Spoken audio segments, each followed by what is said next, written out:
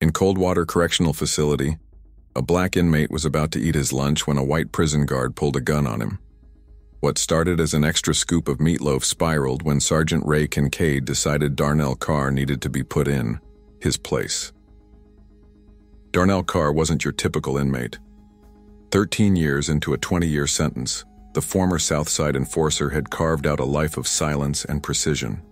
Known for his calm, his discipline, and the quiet respect he commanded, Darnell had endured every humiliation Coldwater had to offer without ever breaking. When Kincaid unholstered his weapon in the middle of the cafeteria, over a food portion, he had no idea he was messing with a man who'd survived gang wars, solitary confinement, and the slow erosion of a system built to crush.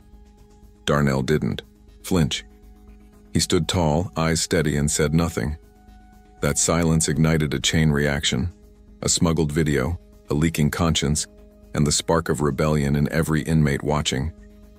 What began as a petty abuse of power would become a reckoning broadcast across state lines.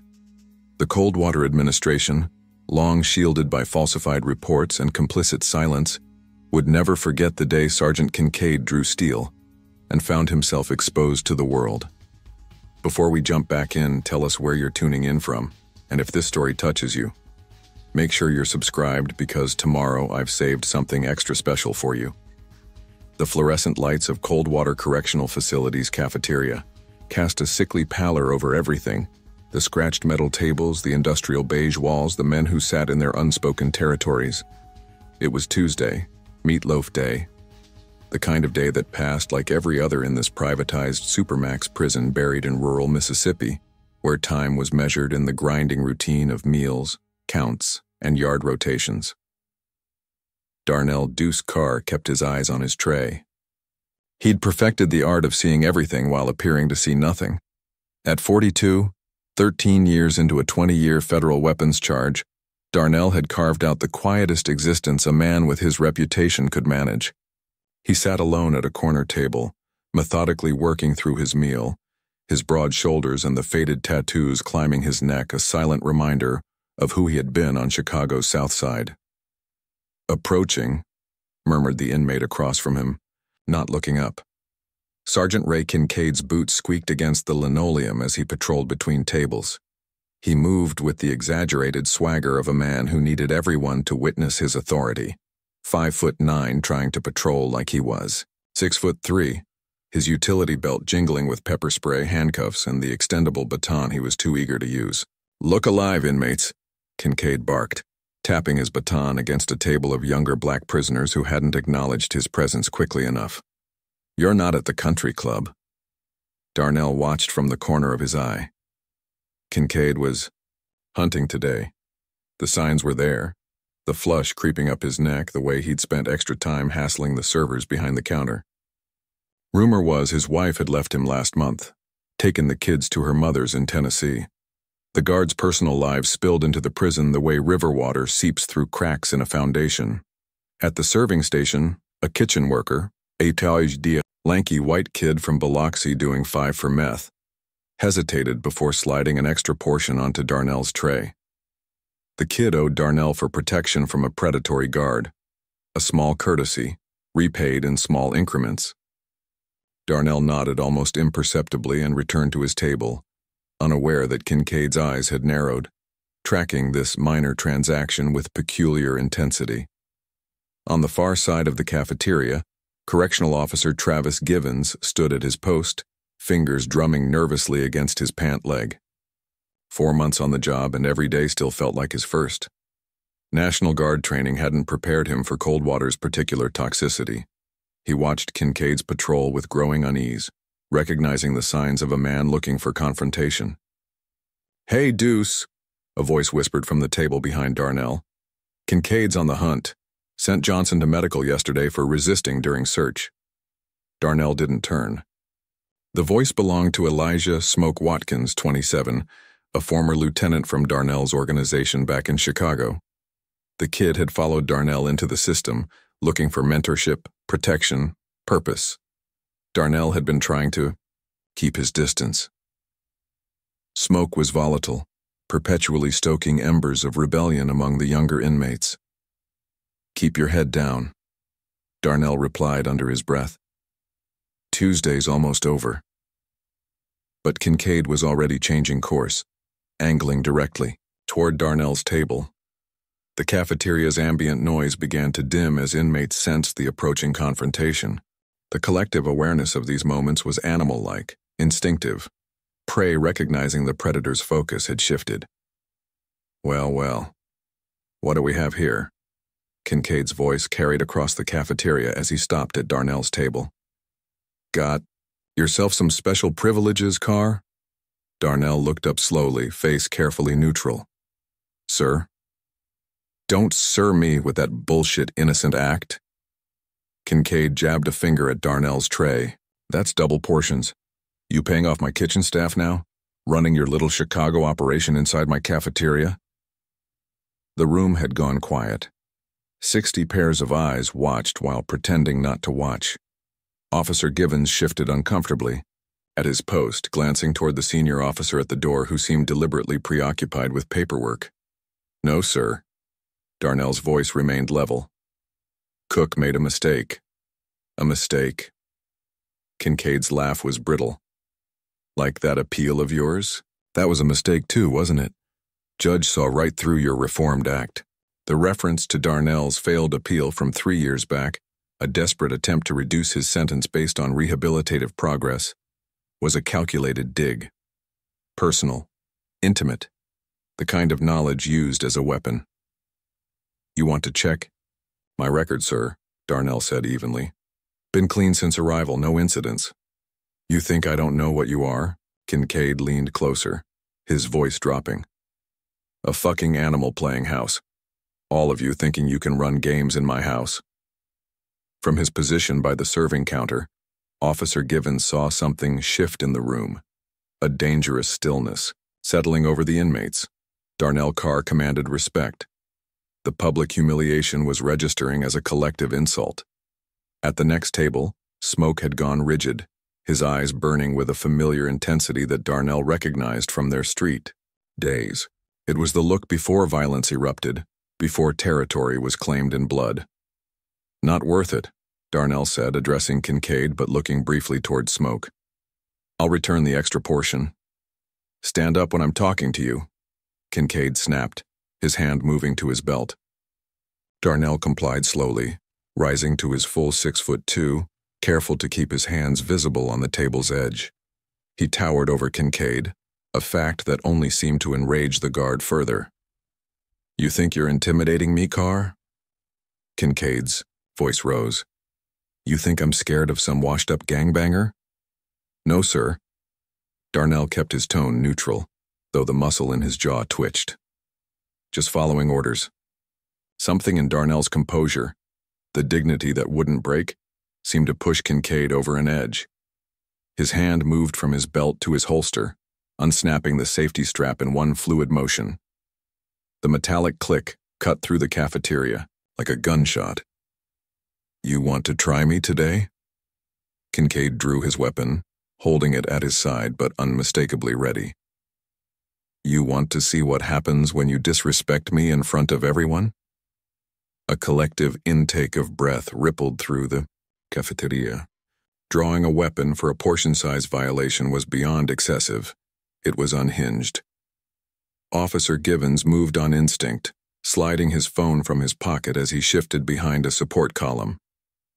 The camera app was already open, a habit from his civilian life, and he began recording, his hands shaking slightly as he captured Kincaid pointing a weapon at an unarmed inmate who stood perfectly still. Sir. Darnell's voice remained steady, though sweat had beaded along his temples.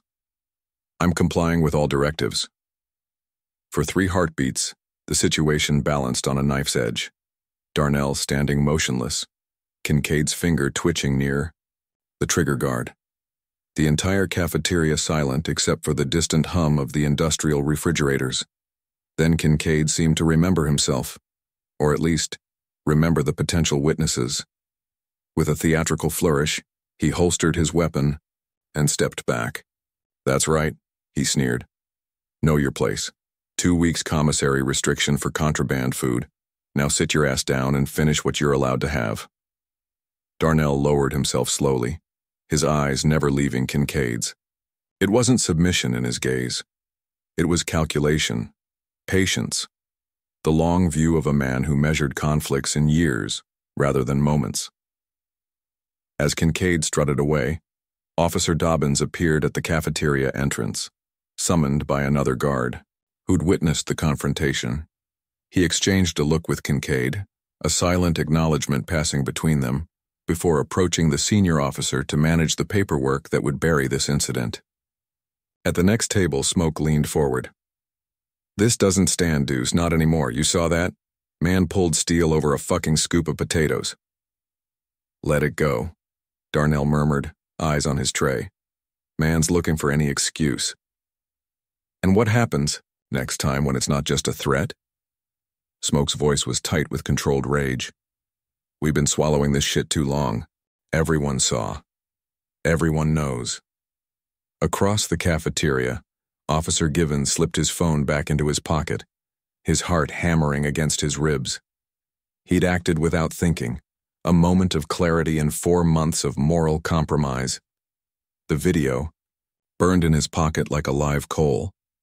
Within an hour, the official report would describe Darnell Carr as aggressive and non-compliant, claiming he had made threatening movements toward Sergeant Kincaid.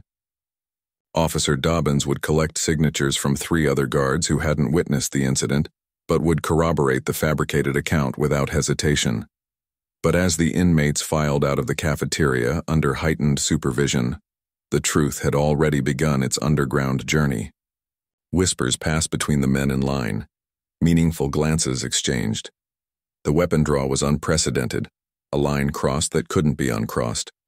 In his cell that evening, Darnell sat on the edge of his bunk, running a hand over his close-cropped hair.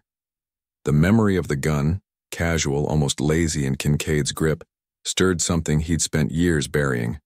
A younger Darnell would have broken the man's jaw, consequences be damned. But that Darnell was buried under years of discipline, under the weight of knowing violence only bred more violence. 13 years in, 7 to go. Each day, a test of endurance. As lights out approached, Darnell heard Smoke's voice carry down, the tier. "Truth always finds a way, brother. Always finds a way." Darnell closed his eyes, recognizing the spark of revolution in those words. Something had changed today. Something fundamental had shifted in Coldwater's delicate ecosystem of power, and somehow he knew the footage existed. Not through information, but through the peculiar intuition of a man who had survived by reading the invisible currents of danger. The video was out there, and like all buried truths, it would find its way to the surface. The flash drive passed from hand to hand like a religious relic, handled with reverence and fear. Cell Block D had a system for contraband circulation, a network of trustees, janitors, and kitchen workers who moved between restricted areas under the guise of institutional duties. The video file had been downloaded from Officer Givens's phone onto the drive during a brief window when he'd left his locker unsecured, a rookie mistake that would change everything.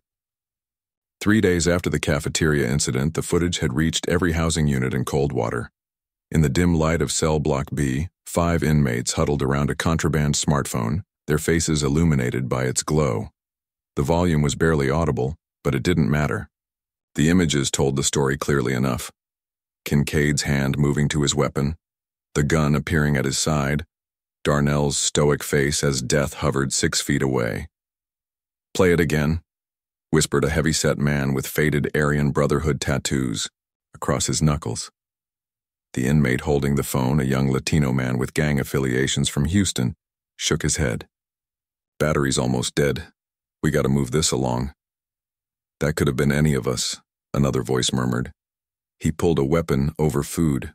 Food. Outside in the corridor, footsteps approached. The phone disappeared under a mattress, the men dispersing with practiced casualness. When Officer Dobbins passed the cell, he noted the unusual stillness, the too careful way the inmates avoided eye contact. Something was moving through Coldwater. Something dangerous. Officer Travis Givens sat in his car in the empty parking, Lot of a piggly-wiggly 15 miles from the prison, gripping his steering wheel until his knuckles whitened. The night shift had ended an hour ago, but he couldn't bring himself to drive home where Melissa waited. Not yet. Not with the weight of what he'd done and what he hadn't done pressing down on him. His phone sat on the passenger seat. The incriminating video now transferred to an encrypted drive hidden in his sock drawer. He'd noticed his locker had been tampered with yesterday, but found nothing missing. Still, an icy dread had settled in his stomach. Someone knew. The car's digital clock read 7:43 a.m. Melissa would be wondering where he was. With a shaky breath, he picked up his phone and dialed. "Hey," she answered on the first ring. "You okay? Shift ended a while ago. Just needed to clear my head," he said, trying to keep his voice steady. "Rough night. Another fight?" "No. Worse, He paused, glancing around the empty parking lot. "I can't talk about it over the phone. I'll be home soon." "Travis, you're scaring me." "I'm okay. I saw something, did something. I need to tell you about it, but not like this." The silence on the other end lasted 3 beats too long. "Is this about that guard you mentioned? The one you said was trouble?" "Yeah," he whispered. "Kincaid. He crossed a line, Mel. A big one." Another pause. "Whatever it is, we'll figure it out together." Her voice had taken on the calm, measured tone she used in crisis situations at the hospital where she worked as a nurse. "Drive safe, okay?" As he hung up, Givens noticed a text message notification. Unknown number. "We need to talk about what?" "You recorded. Not everyone wears the badge the same way. Be careful who you trust." His stomach lurched. The message disappeared as he stared at it. Some kind of self-deleting app. He looked around the parking lot again, suddenly feeling exposed. Whoever sent this knew what he'd done but weren't immediately reporting him. An ally? Or something more complicated? Givens started his car with trembling hands. He needed to get home. Needed to tell Melissa everything before decisions were made for him. In the prison yard, Darnell walked the track alone, completing his daily routine of laps with meticulous precision. To break pattern now would signal. Weakness would confirm that the cafeteria incident had affected him. But with each circuit, he noted the changes in the yard's atmosphere. The way conversations stopped as he passed. The respectful nods from inmates who had never acknowledged him before. The worried glances from the tower guards. Word had spread. Not just about what happened, but about the video. Deuce. Smoke fell into step beside him, matching his pace, effortlessly. "We need to talk, brother." "Not here," Darnell muttered. "Too many eyes." "That's the point. Everyone's watching now. Everyone's waiting to see what you're going to do about Kincaid putting steel to your head." Darnell kept his eyes forward. "I'm doing 20 federal. I don't need more time." "This ain't about time. It's about respect, dignity." Smoke lowered his voice further. "The video's everywhere. Even the whites have seen it. Even they saying it crossed a line. A video changes nothing. It changes everything. They can't bury this one. Can't write it up as you being aggressive when everyone can see you standing there taking it." Smoke moved slightly ahead, turning to walk backward in front of Darnell. "People looking to you now, looking for leadership." Darnell stopped abruptly. "I never asked for that. Leaders never do. That's how you know they're real ones." Smoke's eyes gleamed with a fervor that made Darnell uneasy. "Meeting tonight, storage room behind the chapel, all the shot callers from every block." "I won't be there." "You will." Smoke's voice hardened. "Because if you're not, decisions get made. Without you. And some of these young ones, they're hungry for blood." He leaned closer. "You think you're protecting yourself by staying out of it? Man, you're already in it. Kincaid made sure of that when he singled you out." Darnell studied Smoke's face. The hardened determination there. The ambition barely concealed beneath concern. The younger man had been waiting for an opportunity like this, a catalyst to elevate his standing. 2,100 hours, Smoke added. "Don't make me come looking for you." As Smoke walked away, Darnell noticed Officer Red Dobbins watching. From the yard entrance, his cold gaze tracking the interaction with calculated interest. The veteran guard made no attempt to hide his surveillance, even offering a mocking salute when Darnell met his eyes. Message received, Darnell thought. They're watching everything now. In the administrative wing of Coldwater, Warden Lyle Sturgis stood at his office window, hands clasped behind his back as he surveyed his domain with clinical detachment. At 53, Sturgis had mastered the corporate side of incarceration, understanding that a prison was ultimately a business proposition with quarterly targets and shareholder expectations. "Tell me why my yard feels like a powder keg." "Red," he said without turning around. Officer Dobbins shifted in his chair. "There's video circulating of the incident with Kincaid and Carr. Contraband phones, flash drives, the usual channels." "And who recorded this video?" "Working on that. My money's on the new guard, Givens. Ex-military, soft around the edges. Been seeing him watching Kincaid with those judgy eyes."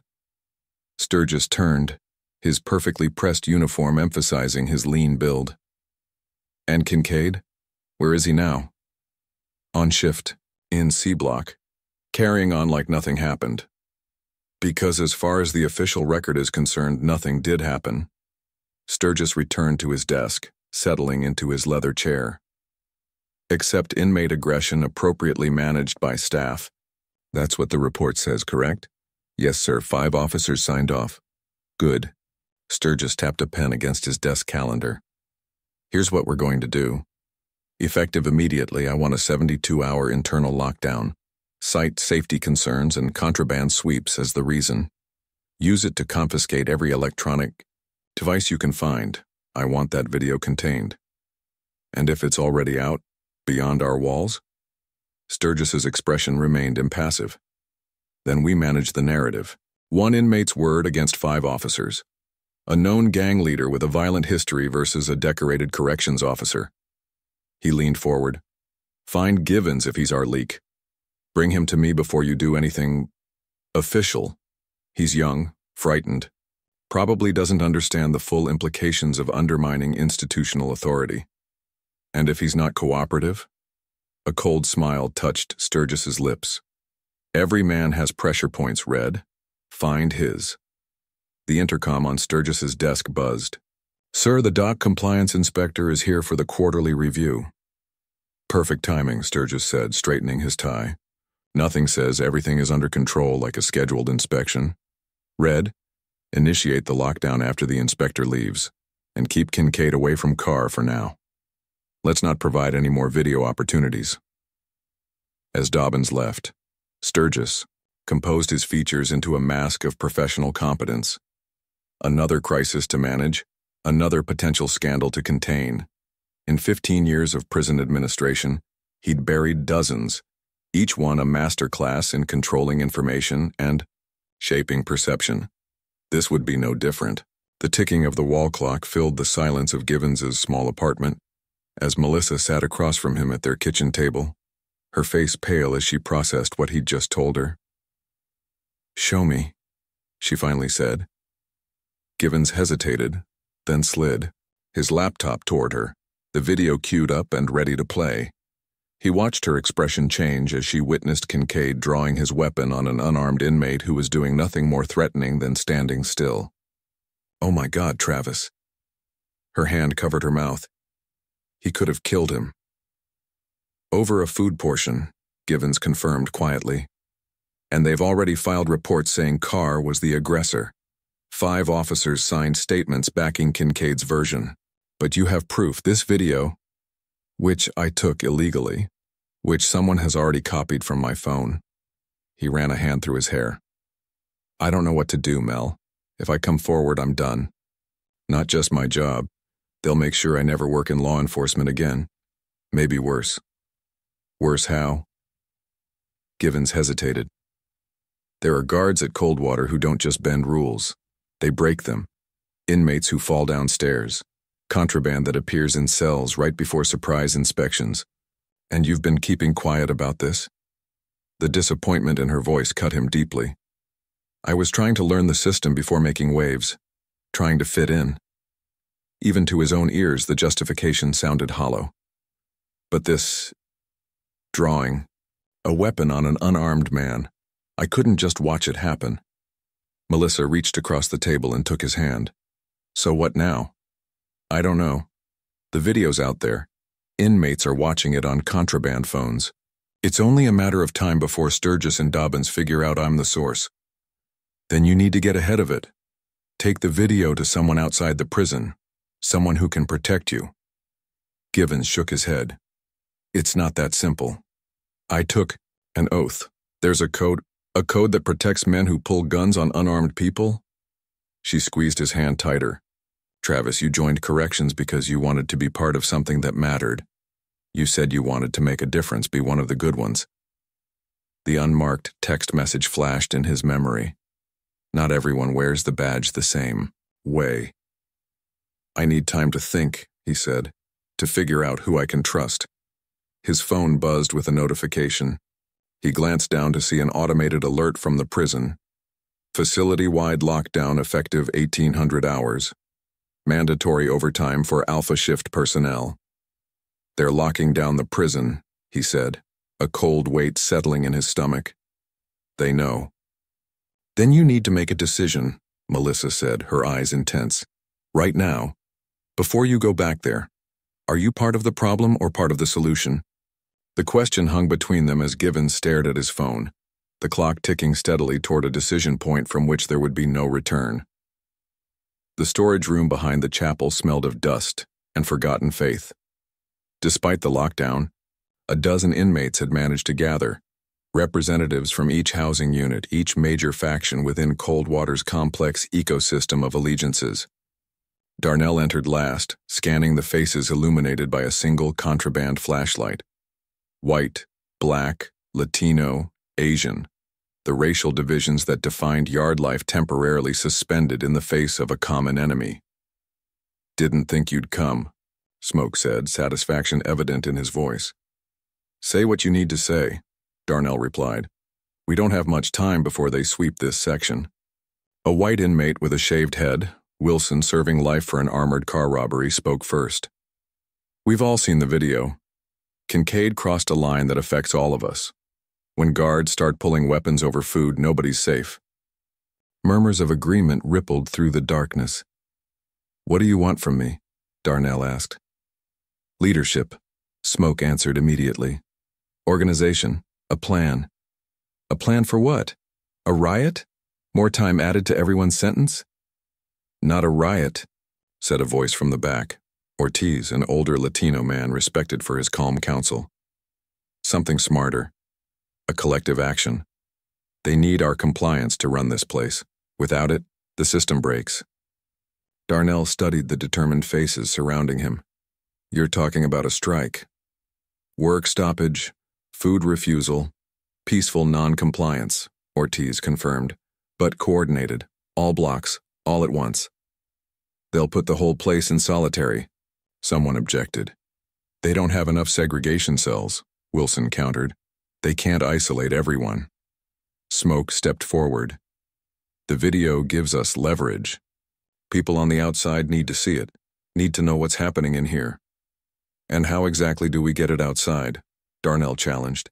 Every phone, every drive is about to be confiscated in this lockdown. A younger inmate, one of Smoke's lieutenants, spoke up. We got a copy out yesterday.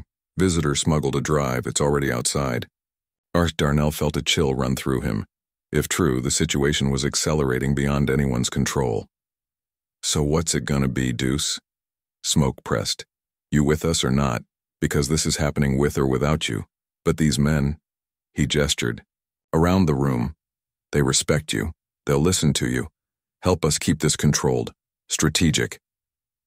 Darnell looked from face to face, feeling the weight of their expectations. He had spent 13 years avoiding precisely this moment, being pulled back into leadership, back into the responsibility of directing others' fates. He had sworn after his sentencing to focus solely on his own time, his own rehabilitation. To leave behind the man who commanded others.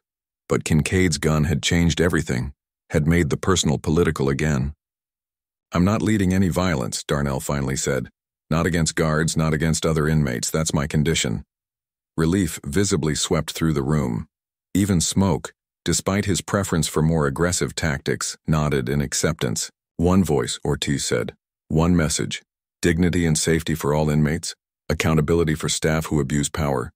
As they began laying out the details of their planned action, none of them noticed the small red light blinking from inside an air vent.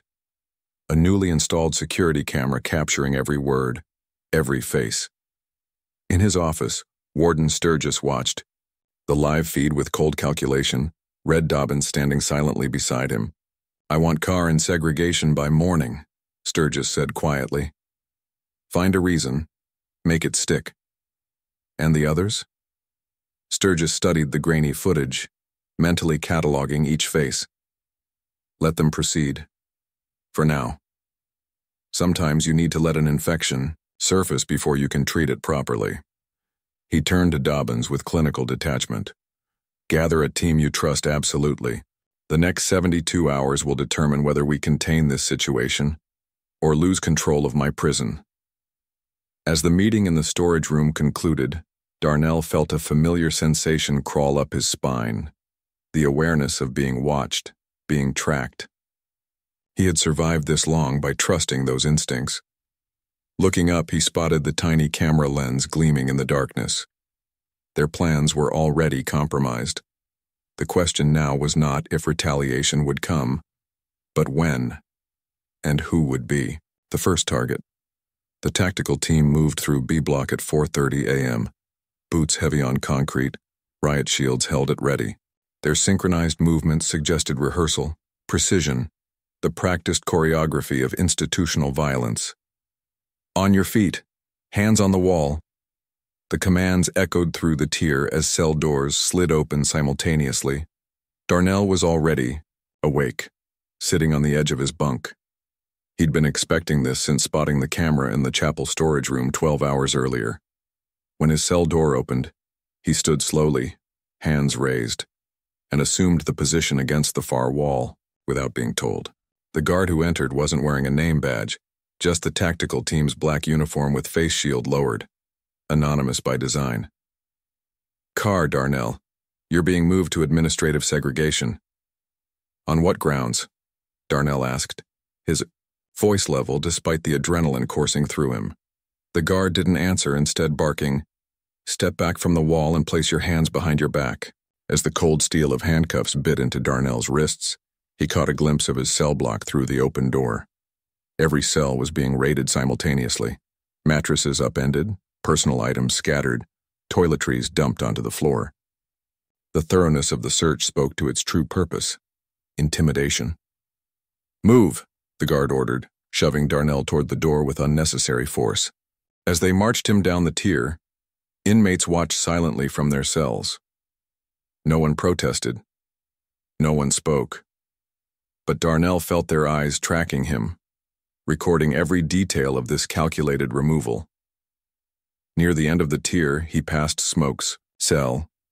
The younger man stood rigid against his wall, a trickle of blood running from his nose, evidence of resistance already subdued. Their eyes met briefly, Smoke's burning with rage, Darnell's cautioning patience. The message passed between them without words. This is just the beginning. The segregation unit occupied the prison's oldest wing, a relic from the days before privatization when Coldwater had been a state facility. Here the walls sweated in summer and froze in winter. The cells were smaller, the lighting dimmer, the isolation more complete. Darnell's escort stopped at cell 8, a 6x9 concrete box with a steel toilet sink combination, a thin mattress on a fixed slab, and a sliver of a window too high and narrow to offer any real view. Official reason for segregation is pending investigation into security threat group activities. The guard finally answered Darnell's earlier question as he removed the handcuffs. Unofficial reason? Warden wants you to cool off where you can't cause trouble.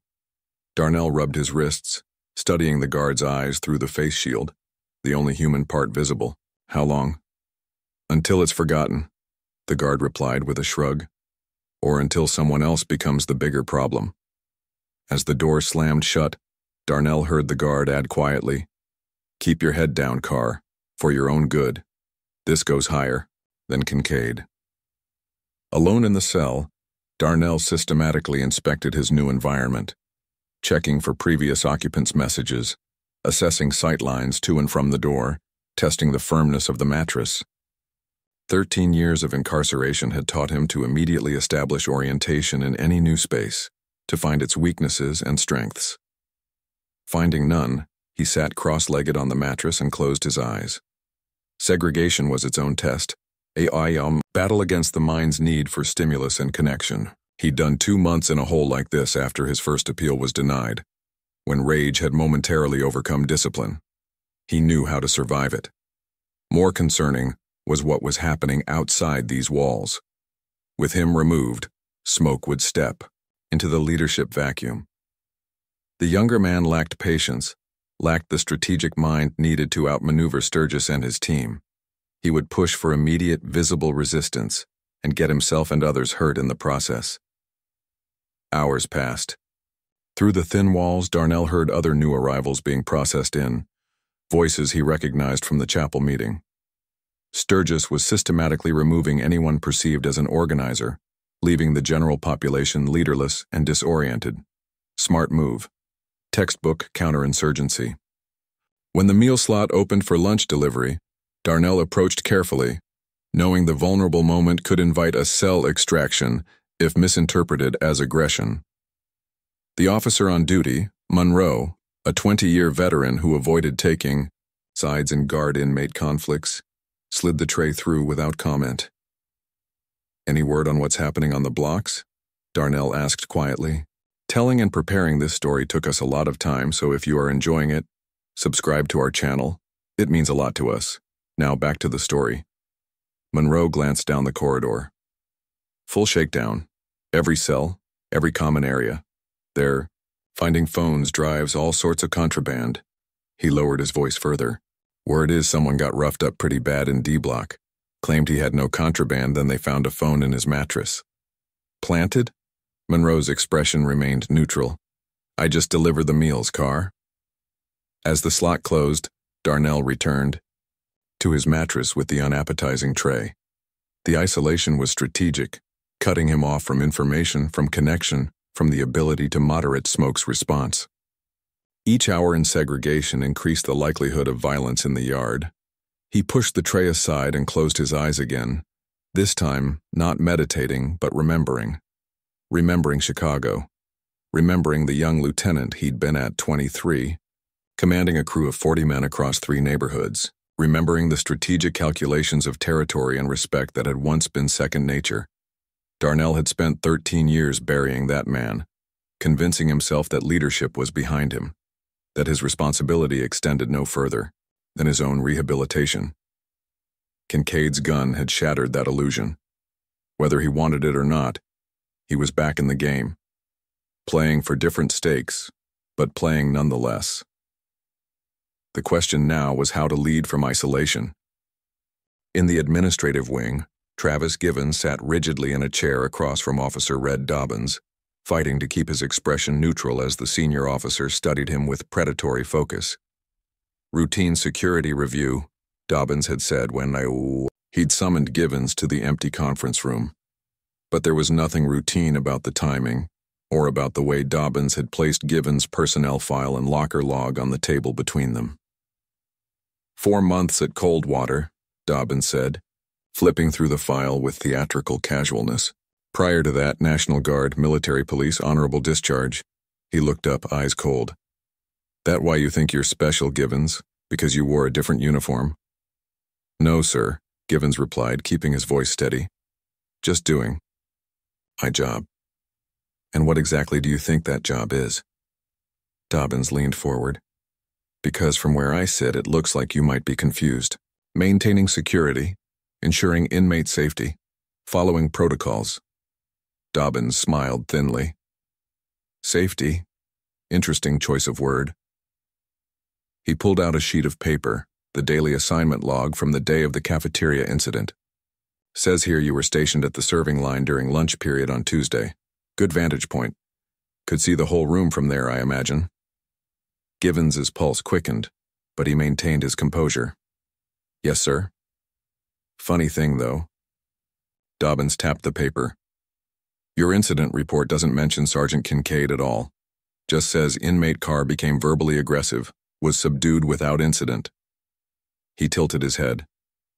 That what you saw, Givens? Because 4 other officers had a much more detailed account. Carr making threatening movements, refusing direct orders, creating a security risk. I reported what I observed, sir. Did you? Dobbins's smile vanished. Because I'm wondering if maybe you observed something else. Something you recorded instead of reported. Ice flooded Givens' veins. Sir? Your locker was accessed at 14:37 on Tuesday. Log shows your keycard. Dobbins slid another paper forward. But you were on the yard detail from 14 Drouier to 16 Aurier. So either you left your post without authorization or he let the implication hang. I forgot my medication, Givens said, the lie emerging with surprising smoothness. Blood pressure pills. Had to run back during a rotation. That so? Dobbins studied him. Because we've had some interesting contraband, turning up, video circulating. The kind of thing that undermines institutional authority. Givens forced himself to maintain eye contact. I'm not sure what that has to do with me, sir. No? Dobbins leaned back, his chair creaking. Let me be clear, Givens. There are 2 kinds of corrections officers at Coldwater. Those who understand what it takes to maintain order, who know that sometimes the rulebook is just a guideline, and those who don't last. I want to do my job well, sir. Your job is to stand with your fellow officers. Period. Dobbins's voice hardened. We work in a pressure cooker filled with violent offenders who'd slit our throats given half a chance. Men like Carr, gang enforcers, killers, they don't respond to gentle corrections. They understand one thing: force. Givens remained silent, aware that anything he said now could reveal his position. Kincaid has been placed on administrative leave, Dobbins continued after a moment. Paperwork only. He'll be back once this blows over. That's how we handle things internally. Yes, sir. Meanwhile, I've got inmates whispering about videos and organizing protests. Dobbins leaned forward again. So I'm going to ask you once, directly.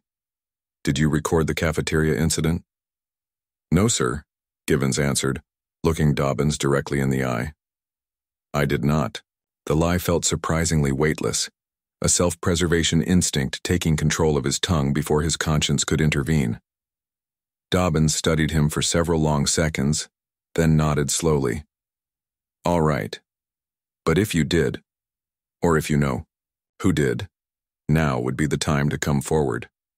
Things are about to get very unpleasant for anyone who stands on the wrong side. I understand. Do you? Dobbins gathered the papers, sliding them back into a folder. Because there's no middle ground here, Givens. You're either with us or you're against us, and trust me when I say you don't want to be against us. As Givens left the conference room, his shirt damp with cold sweat, he knew he'd just crossed a line from which there was no return. The lie had bought him time, but it had also committed him to action. That night, alone in his apartment, he transferred the original video to multiple encrypted drives and began researching organizations that monitored prison conditions. The web of potential allies was complex: legal advocacy groups, civil rights organizations, investigative journalists. His phone buzzed with another anonymous text: safest way out is through. Find Rosa Benitez, Civil Rights Coalition. She's your best chance. Givens stared at the name, memorizing it before the message deleted itself. Somewhere inside Coldwater, someone was guiding him. Someone with access to his number, with knowledge of the video, with connections to outside advocacy. He carefully typed the name into his web browser, his decision crystallizing with each keystroke. In the general population units, the atmosphere had shifted from tension to dread. The systematic cell raids had left inmates with upended personal spaces and shattered routines, a psychological tactic as much as a security measure. Smoke sat on his bunk, methodically refolding his few possessions that had been scattered during the search. His split lip and bruised ribs, a response to resistance during the raid, throbbed with each movement. But it was anger, not pain, that occupied his thoughts. Across the tier, an older inmate named Washington approached the bars of his cell. "They got Deuce in the hole," he said quietly. "Word is at least 6 others from the meeting, too." Smoke nodded, unsurprised. "They're trying to cut the head off the snake," Washington continued. "Problem is they think Deuce is the head." "And you don't?" Washington studied Smoke carefully. "I think Deuce is the moderating influence, the one keeping things from going too far. Without him..." He let the thought complete itself. A slow smile spread across Smoke's face, reopening his split lip. "Without him, we do what needs doing. No more waiting, no more talking." "That's what I'm afraid of." Washington glanced down the tier, then back at Smoke. "You start something now, with tensions this high, people are going to get hurt. Not just guards, us, the men who follow you." "Better to die on your feet than live on your knees," Smoke quoted, his voice hardening. "You see what they're doing? Using our own system against us. Targeting leaders, isolating them, making examples. Classic counterinsurgency." Washington raised an eyebrow. "You've been reading. Malcolm, Che, Ho Chi Minh, Sun Tzu." Smoke leaned forward. "They think they're fighting gang members. They don't understand we're political now. Revolutionary." A younger inmate approached from a few cells down, eyes darting nervously to check for nearby guards. "Meeting tonight," he whispered. "Laundry room, 2300 hours. Pass it on, but careful who you tell." Smoke nodded, already mentally, composing the speech he would give. With Darnell isolated, leadership had passed to him by default. The vacuum would be filled. As the younger inmate moved on, Washington fixed Smoke with a steady gaze. Deuce showed restraint for a reason. He understands the long game. You start a riot, all you do is justify more oppression. And if we do nothing, if we let them beat us down, isolate our leaders, control the narrative? Smoke shook his head. "They pulled a gun over a plate of food, old man. There's no appeasing that kind of power. It only understands resistance." Washington sighed heavily. "Just remember, when flood flows, it doesn't see race, politics, or which side you're on. It just flows." As the older man retreated to his cell, Smoke returned to organizing his belongings, a new energy in his movements. The cell raids, Darnell's removal, the beatings, all of it confirmed what he already believed. The system couldn't be reformed. It could only be resisted, challenged, ultimately broken. Tonight, he would step into the role he'd been preparing for since his first day at Coldwater. The role Darnell had never fully embraced. Revolutionary. In the warden's office, Lyle Sturgis reviewed the latest intelligence reports with clinical detachment. The contraband sweep had yielded 17 phones, 12 crude weapons, and 3 flash drives containing the cafeteria video. Solid results, though he doubted they'd captured every copy. "Inmate temperature?" he asked, not looking up from the paperwork. Red Dobbins, standing at parade rest before the desk, replied smoothly. "Simmering but contained. We've isolated the key influencers. Informants report a potential meeting tonight, but without Carr and the others, it'll likely be disorganized. And on our side, staff is solid. The brief suspension seems to have satisfied the mandatory review requirements. I've had personal conversations with anyone showing signs of ethical concerns." Sturgis looked up. "Including our suspected videographer?" "Givens denied involvement. He's lying, but being careful about it." "Interesting." Sturgis leaned back in his chair. "And the official incident report?" Dobbins smiled thinly. "Finalized today. Full witness statement supporting Kincaid's account that Carr made threatening gestures, refused directives, and created a security risk requiring response. Physical evidence? Kitchen worker testimony that Carr attempted to coerce extra portions. Documented gang affiliations submitted as context for aggressive behavior." Sturgis nodded approvingly. "Good.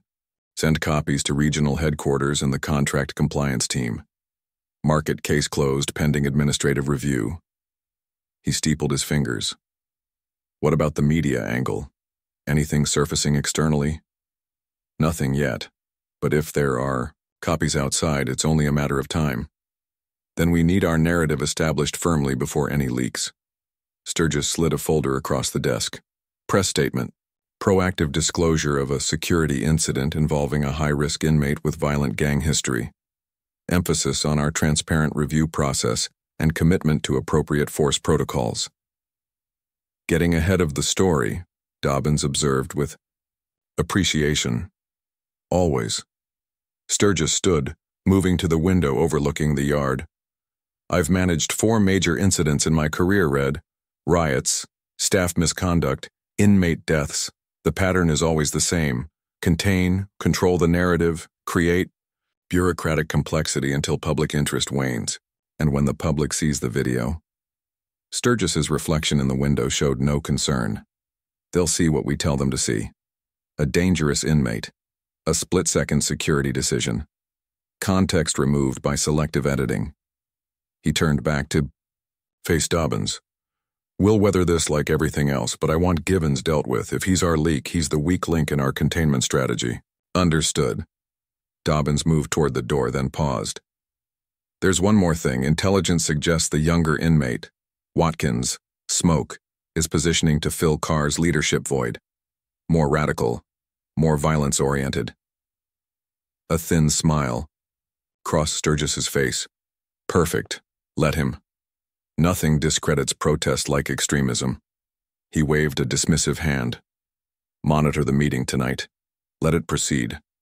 Sometimes the best way to control a fire is to let it burn itself out in a contained area. As Dobbins left, Sturgis returned to his paperwork with the serene confidence of a man who had made crisis management into an art form. 20 years in corrections had taught him that institutions always prevailed over individuals. Always. In the dimness of segregation cell 8, Darnell sat motionless on his mattress, eyes closed, breath measured. To an observer, he might have appeared to be sleeping or meditating. In reality, he was listening, absorbing the subtle symphony of information that traveled through Coldwater's infrastructure. The pipes that ran through the segregation unit connected to every part of the prison. Through them traveled not just water but sound, voices, movements, the rhythmic patterns of institutional life.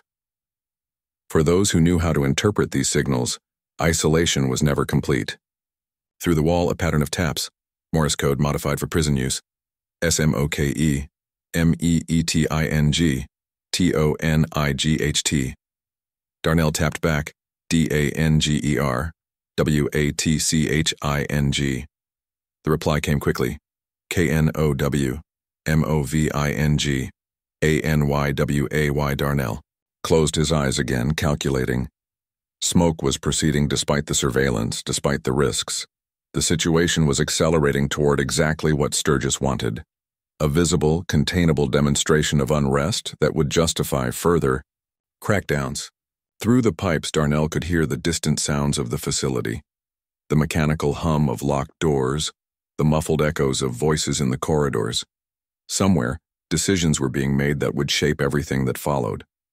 He thought of Chicago again, of the strategic patience that had allowed him to build his organization while rivals self-destructed through impulsive actions, of the lessons learned through blood and time about when to move and when to wait. The problem wasn't Smoke's anger. It was justified. The problem was his timing. Darnell opened his eyes, surveying his concrete box with new focus. The cell was designed to isolate, to render him powerless. But true power had never come from freedom of movement. It came from influence, from strategy, from the ability to see the board when others saw only their own pieces. From within these walls, he would need to find a way to shape what happened outside them, to moderate the inevitable confrontation, to turn Sturgis's containment strategy against itself. The next tap pattern came through the wall, VIDEO, OUTSIDE. So Darnell's breath caught. The video had made it beyond Coldwater's walls. The purely internal conflict Sturgis hoped to contain was about to become public. A new variable, a new pressure point. He tapped back a single question. WHO? The answer came slowly, deliberately. GUARD-CONSCIENCE. For the first time since entering segregation, Darnell allowed himself a small smile. Across the chessboard, an unexpected piece had moved. Officer Givens, the rookie with the recording, had made his choice. The game was changing. And despite the concrete walls surrounding him, Darnell was still a player. Rosa Benitez's cramped office in Jackson was lined with case files, each representing a battle against Mississippi's entrenched systems of injustice. At 41, she'd spent 15 years taking on cases other attorneys avoided. Wrongful convictions, police brutality, prison abuse. The framed newspaper clipping on her wall, "Benitez secures release for wrongfully convicted men," was her proudest achievement. When the encrypted email arrived from an anonymous address, she almost deleted it as spam. The subject line, "Coldwater Correctional, armed guard threatens unarmed inmate," seemed too sensational to be credible, but something made her click. The video loaded slowly, 28 seconds that changed everything. "Dios mío," she whispered, watching Kincaid draw his weapon on a motionless black inmate over what appeared to be a cafeteria dispute. Her practiced eye caught the details, the inmate's careful compliance, the unnecessary escalation, the casual racism in the guard's posture. She replayed it 3 times, each viewing strengthening her resolve. The accompanying message was brief. "This occurred at Coldwater Correctional on Tuesday. Inmate is Darnell Carr. Guard is Sergeant Ray Kincaid. Official reports claim inmate aggression. 5 guards signed false statements. Darnell now in solitary. More evidence available. Need help." Rosa reached for her phone, then hesitated. An anonymous video would need corroboration, context. If she moved too quickly with too little, Coldwater's administration would bury it. She needed more. Her reply was equally brief. "Need to verify. Can you provide documentation of false reports? Witness contact information? Your connection to facility?" The response came within minutes. "Dangerous to send more electronically. Meet in person. McDonald's parking lot, Clinton exit off I-20. Today, 5 p.m. We'll be in blue Honda Civic." Rosa checked her watch. 3 hours. Time enough to prepare and to alert her colleague as a safety precaution. The McDonald's parking lot was half empty when Rosa pulled in at 4:55 p.m. She spotted the blue Civic immediately, parked at the far edge. A man sat inside, baseball cap pulled low, anxiously scanning his surroundings. Rosa approached carefully, maintaining a clear line of retreat to her car. Prison staff could be unpredictable when cornered. She'd learned that lesson the hard way during a previous case. She tapped on the passenger window. The man jumped, then unlocked the door. "Mr. Givens?" she asked, sliding into the seat. Travis Givens nodded, removing his cap. His eyes were red-rimmed from sleeplessness. "Ms. Benitez, thank you for coming." "I haven't agreed to anything yet," she replied. "I need to understand exactly what I'm looking at, who you are, and what your involvement is." Givens handed her a manila envelope. "My ID badge. Duty roster showing I was in the cafeteria during the incident. Copy of my statement and the revised version that appeared in the official report.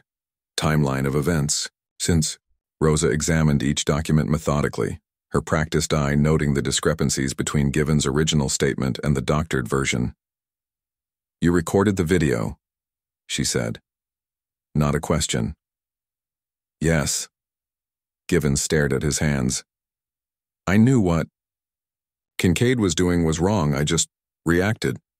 And now? Now they're hunting for the source, isolating inmates who might organize resistance, creating a false narrative." He looked up, meeting her eyes. "And I'm running out of time before they figure out it was me." Rosa studied him, the earnestness in his expression, the fear beneath it. "Why not go to internal affairs, state corrections oversight? The warden controls those channels. This is a private facility. They protect their own." Givens leaned forward. "Look, I'm not naive. I know what happens to whistleblowers. But that man, Carr, he wasn't doing anything wrong. Kincaid could have killed him, and now they're painting him as the aggressor." Rosa nodded slowly. I've dealt with Coldwater before. 3 wrongful conditions cases. They're a fortress, politically connected, legally insulated. So you won't help? Disappointment darkened Given's face. I didn't say that. Rosa tucked the documents into her bag. I said they're a fortress. Every fortress has weaknesses. What I need now is verification from someone inside who isn't you. An inmate willing to speak, preferably Carr himself. He's in segregation, no access. I can request a legal visit. If he has any pending appeals or civil matters, I can claim review of his case. Given's expression brightened. And once you talk to him? If I can verify your account, I'll take the video to state oversight, simultaneous with a media contact I trust. Rosa's voice hardened. But I need you to understand something. Once this starts, Coldwater will come at us with everything they have. They'll discredit you, discredit Carr, discredit me. They'll claim the video is edited, taken, out of context. I understand. Do you? Because there's no going back. Your career in corrections is over. Period. Givens nodded, resignation and determination mingling in his expression. It was over the moment I pressed record. In segregation cell 8, Darnell maintained his routine with mathematical precision. Push-ups at 6 a.m., meditation at 9, mental chess at noon. The discipline of schedule was his defense against the psychological warfare of isolation. The door slot opened unexpectedly at 2 p.m. Carr, legal visit. The guard, Monroe again, spoke quietly. Civil rights attorney. Says she's reviewing cases related to your conviction. Darnell approached the slot. I don't have any pending appeals. Monroe's eyes darted down the corridor. She's got clearance from state oversight. Warden can't block it without raising flags. He lowered his voice further. Word is, she's got the video. Darnell's pulse quickened, but his expression remained neutral. When? Now. Hands through the slot. As Monroe escorted him to the attorney visitation room, Darnell noted the increased guard presence throughout the segregation unit. Something had changed. The administration was nervous, and nervous people made mistakes. The visitation room was small, utilitarian, a metal table bolted to the floor, 2 chairs, a camera in the corner with its red light blinking. Monroe cuffed Darnell to the table ring and left with a meaningful glance toward the camera. 10 minutes later, the door opened. The woman who entered carried herself with the confident alertness of someone who regularly navigated hostile environments. Mid-40s, dark hair pulled back severely, eyes that cataloged everything in one sweep. Mr. Carr, I'm Rosa Benitez, civil rights attorney. She set her briefcase on the table and sat. I believe we have mutual concerns to discuss. Darnell noted the careful wording, the way she positioned her legal pad to block the camera's view of her hands. I wasn't aware I had any pending legal matters, Ms. Benitez. New developments have emerged related to your conditions of confinement. She wrote on her pad, then turned it toward him. Have video. Guard recording. Need your account. Darnell's face remained impassive, but he offered a slight nod. What sort of developments? As they maintained their verbal pretense of a routine legal consultation, Rosa wrote a series of questions. Darnell responded verbally, his answers seemingly about legal matters, while actually confirming the events. In the cafeteria. I'd like to review your original plea agreement, Rosa said loudly for the recording while writing. Plan to take to oversight plus media. Need you ready. Darnell understood immediately.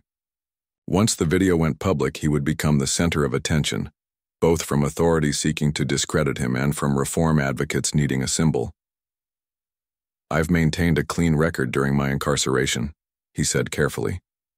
No violence, no gang activity. That should count for something in any review.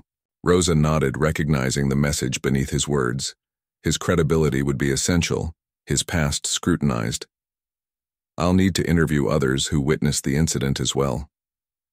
That could be dangerous for them, Darnell warned. I understand. The risks, she replied, writing. For them and for you. Administration will retaliate. Their time ended abruptly when the door opened and Officer Dobbins entered, his expression coldly professional. Visits concluded, he announced.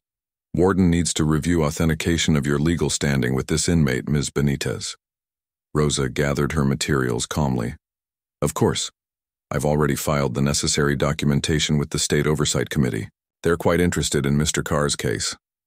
The subtle threat landed precisely as intended. Dobbins' jaw tightened, but he maintained his composure.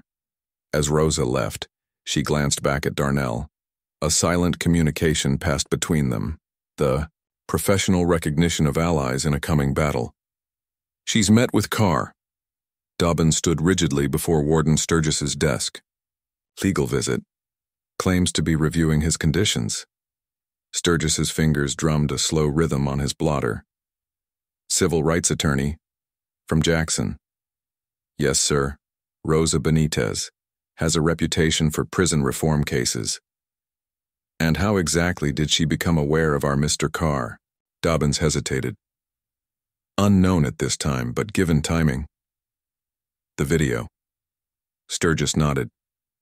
It's made it outside, which means our Officer Givens has made his choice. He leaned back, expression unnervingly calm. Activate contingency protocol. I want Carr's complete file, every incident, every association, every Chicago connection. Find me something we can use. And Givens? Full surveillance. I want to know everywhere he goes, everyone he talks to. Sturgis's smile didn't reach his eyes. Also prepare transfer paperwork for Carr, maximum security at Parchman, cite security threat group concerns. Date it last week before any of this started. That won't stop Benitez. No, but it complicates her access. Forces legal delays. Time is our ally, Red. Sturgis stood, straightening his tie. And inform Kincaid he's back on regular duty, effective immediately. Dobbins raised an eyebrow. Sir? With the video circulating? Precisely because of it. We don't retreat. We don't concede. If Kincaid disappears from the floor now, it looks like admission of guilt. Sturgis moved to the window, gazing out at the yard. Put him on B block. Let the inmates see him back in uniform, unaffected. Message sent. The news of Kincaid's return rippled through Coldwater like an electric current. By afternoon recreation period, the yard had segregated into tense clusters. Inmates huddled in racial groupings, voices low, eyes tracking guard movements with newfound intensity.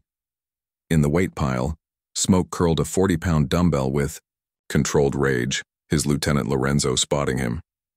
He's back. Like nothing happened, Lorenzo muttered. Walking B block with that same swagger. Smoke completed his set before responding. Administration sending a message, letting us know. The video doesn't matter. But it does, Lorenzo insisted. Word is it's outside now, some civil rights lawyer got it. Smoke's eyes narrowed. Who told you that? Monroe. Overheard him talking to another guard. Said some lawyer visited Deuce yesterday. Had the video. Smoke set down the weight, mind racing.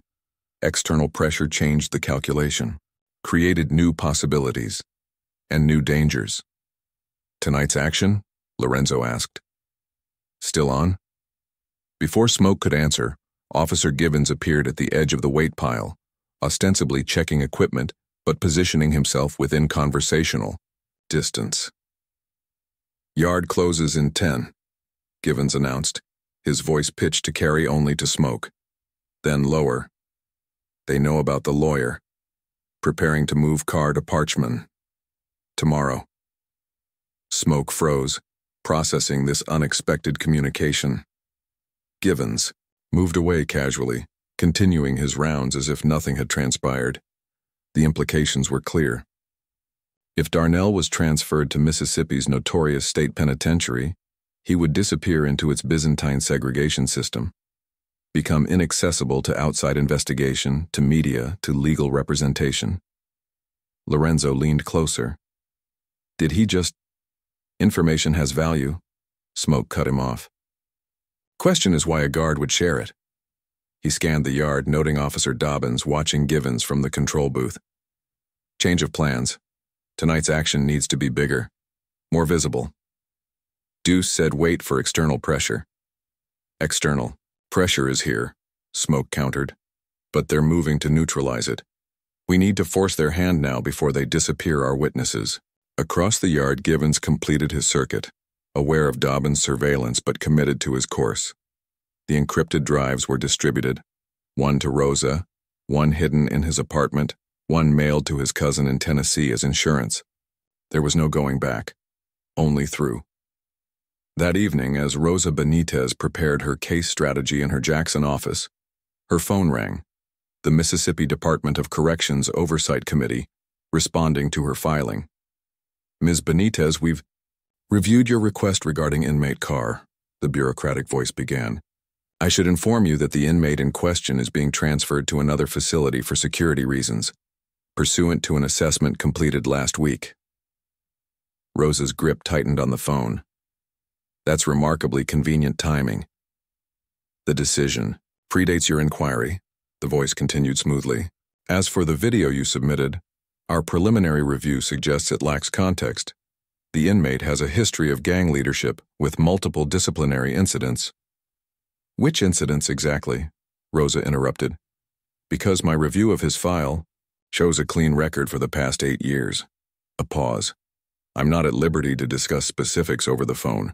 A formal response will be issued within 30 days per protocol. As Rosa hung up, her jaw set with determination. The bureaucratic stonewalling confirmed her suspicions. Coldwater was mobilizing its institutional defenses, preparing to bury the truth under procedural delays and character assassination. She opened her laptop and began composing an email to her media contact at the Jackson Clarion Ledger. The subject line, exclusive. Video shows armed guard threatening unarmed inmate. At private prison, the external pressure Darnell had been waiting for was about to arrive. The question now was whether it would come soon enough. Steam filled the D-block shower room, creating a hazy curtain that obscured the security camera's view. The 3 inmates entered casually. Jenkins, a low-level drug offender known for his malleability. Russo, a former enforcer for a southern prison gang serving 25 to life. And Miller, their target, a white inmate with no gang affiliations, who had made the mistake of befriending Darnell months earlier. The attack was swift, brutal, and precisely orchestrated. Miller never saw it coming. A towel thrown over his face, a series of body blows that dropped him to the tiles, a makeshift blade pressed against his ribs. Make it convincing, Russo whispered, but not lethal. The wounds were shallow but bloody. 3 slashes across Miller's back, deliberate enough to require medical attention but avoid permanent damage. As Miller lay gasping on the wet floor, Jenkins pulled a crude shank from his towel and placed it beneath a bench. The handle was wrapped in cloth torn from a shirt found in Darnell's laundry bag. Moments later, Jenkins ran from the shower room, shouting for a guard. Someone jumped Miller, he's bleeding out. Officer Dobbins responded with remarkable speed, as if he'd been waiting nearby. His face displayed the perfect mixture of urgency and professional detachment as he called for medical assistance and secured the scene. When the evidence collection team arrived, the shank was discovered exactly where it needed to be. A crucial link in a chain of circumstantial evidence that would point inexorably toward Darnell Carr. By evening, the official incident report was complete. Miller had been attacked by unknown assailants. The weapon bore trace evidence connecting it to Darnell. Confidential informants had reported hearing Darnell issue the order from segregation, retaliation against Miller for refusing to carry messages. The report landed on Warden Sturgis's desk with the manufactured precision of a perfectly executed operation. Rosa Benitez's office phone rang at 8:47 p.m. They're moving against your client, the voice said without preamble. Staged attack on a white inmate. They're claiming Carr ordered it from segregation. Rosa set down her coffee mug, instantly, alert. Who is this? Someone inside, someone who's seen enough. The voice was male, disguised by what sounded like a voice modulator. The evidence is planted. The witnesses are coerced. Check Miller's medical report against the guard statements. Times don't match. Why are you telling me this? A pause. Because some of us still believe in the oath we took. Look at the shower. Camera footage. Convenient steam obstruction. Check the response time. Dobbins was there too quickly. The line went dead. Rosa immediately began preparing emergency motions to preserve evidence, to halt Darnell's transfer, to demand independent investigation. The Jackson Clarion-Ledger was set to publish the cafeteria video and her statement tomorrow morning, but this new development accelerated everything. Her phone rang again. Her editor contacted the paper. "We're going live with the story tonight," he said, excitement evident in his voice. "Digital edition, midnight. The video is, Jesus, Rosa, it's explosive. We've confirmed Kincaid's prior complaints record. 3 excessive force incidents at his previous job as a sheriff's deputy. How the hell did a private prison hire him after that?"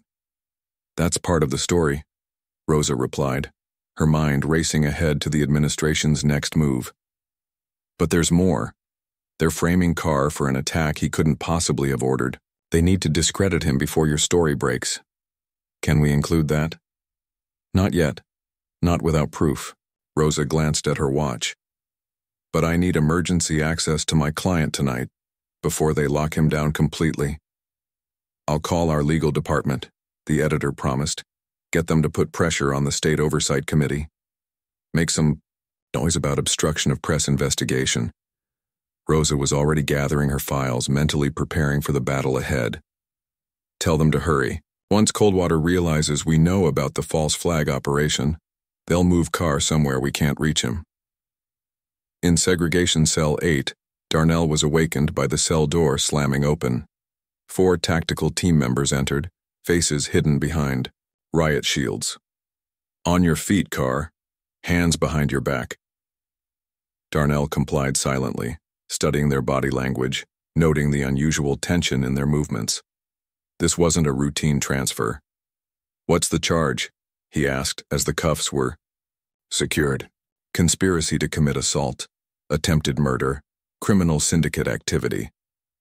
The tactical leader recited the charges mechanically. "You're being moved to disciplinary segregation pending transfer to maximum security."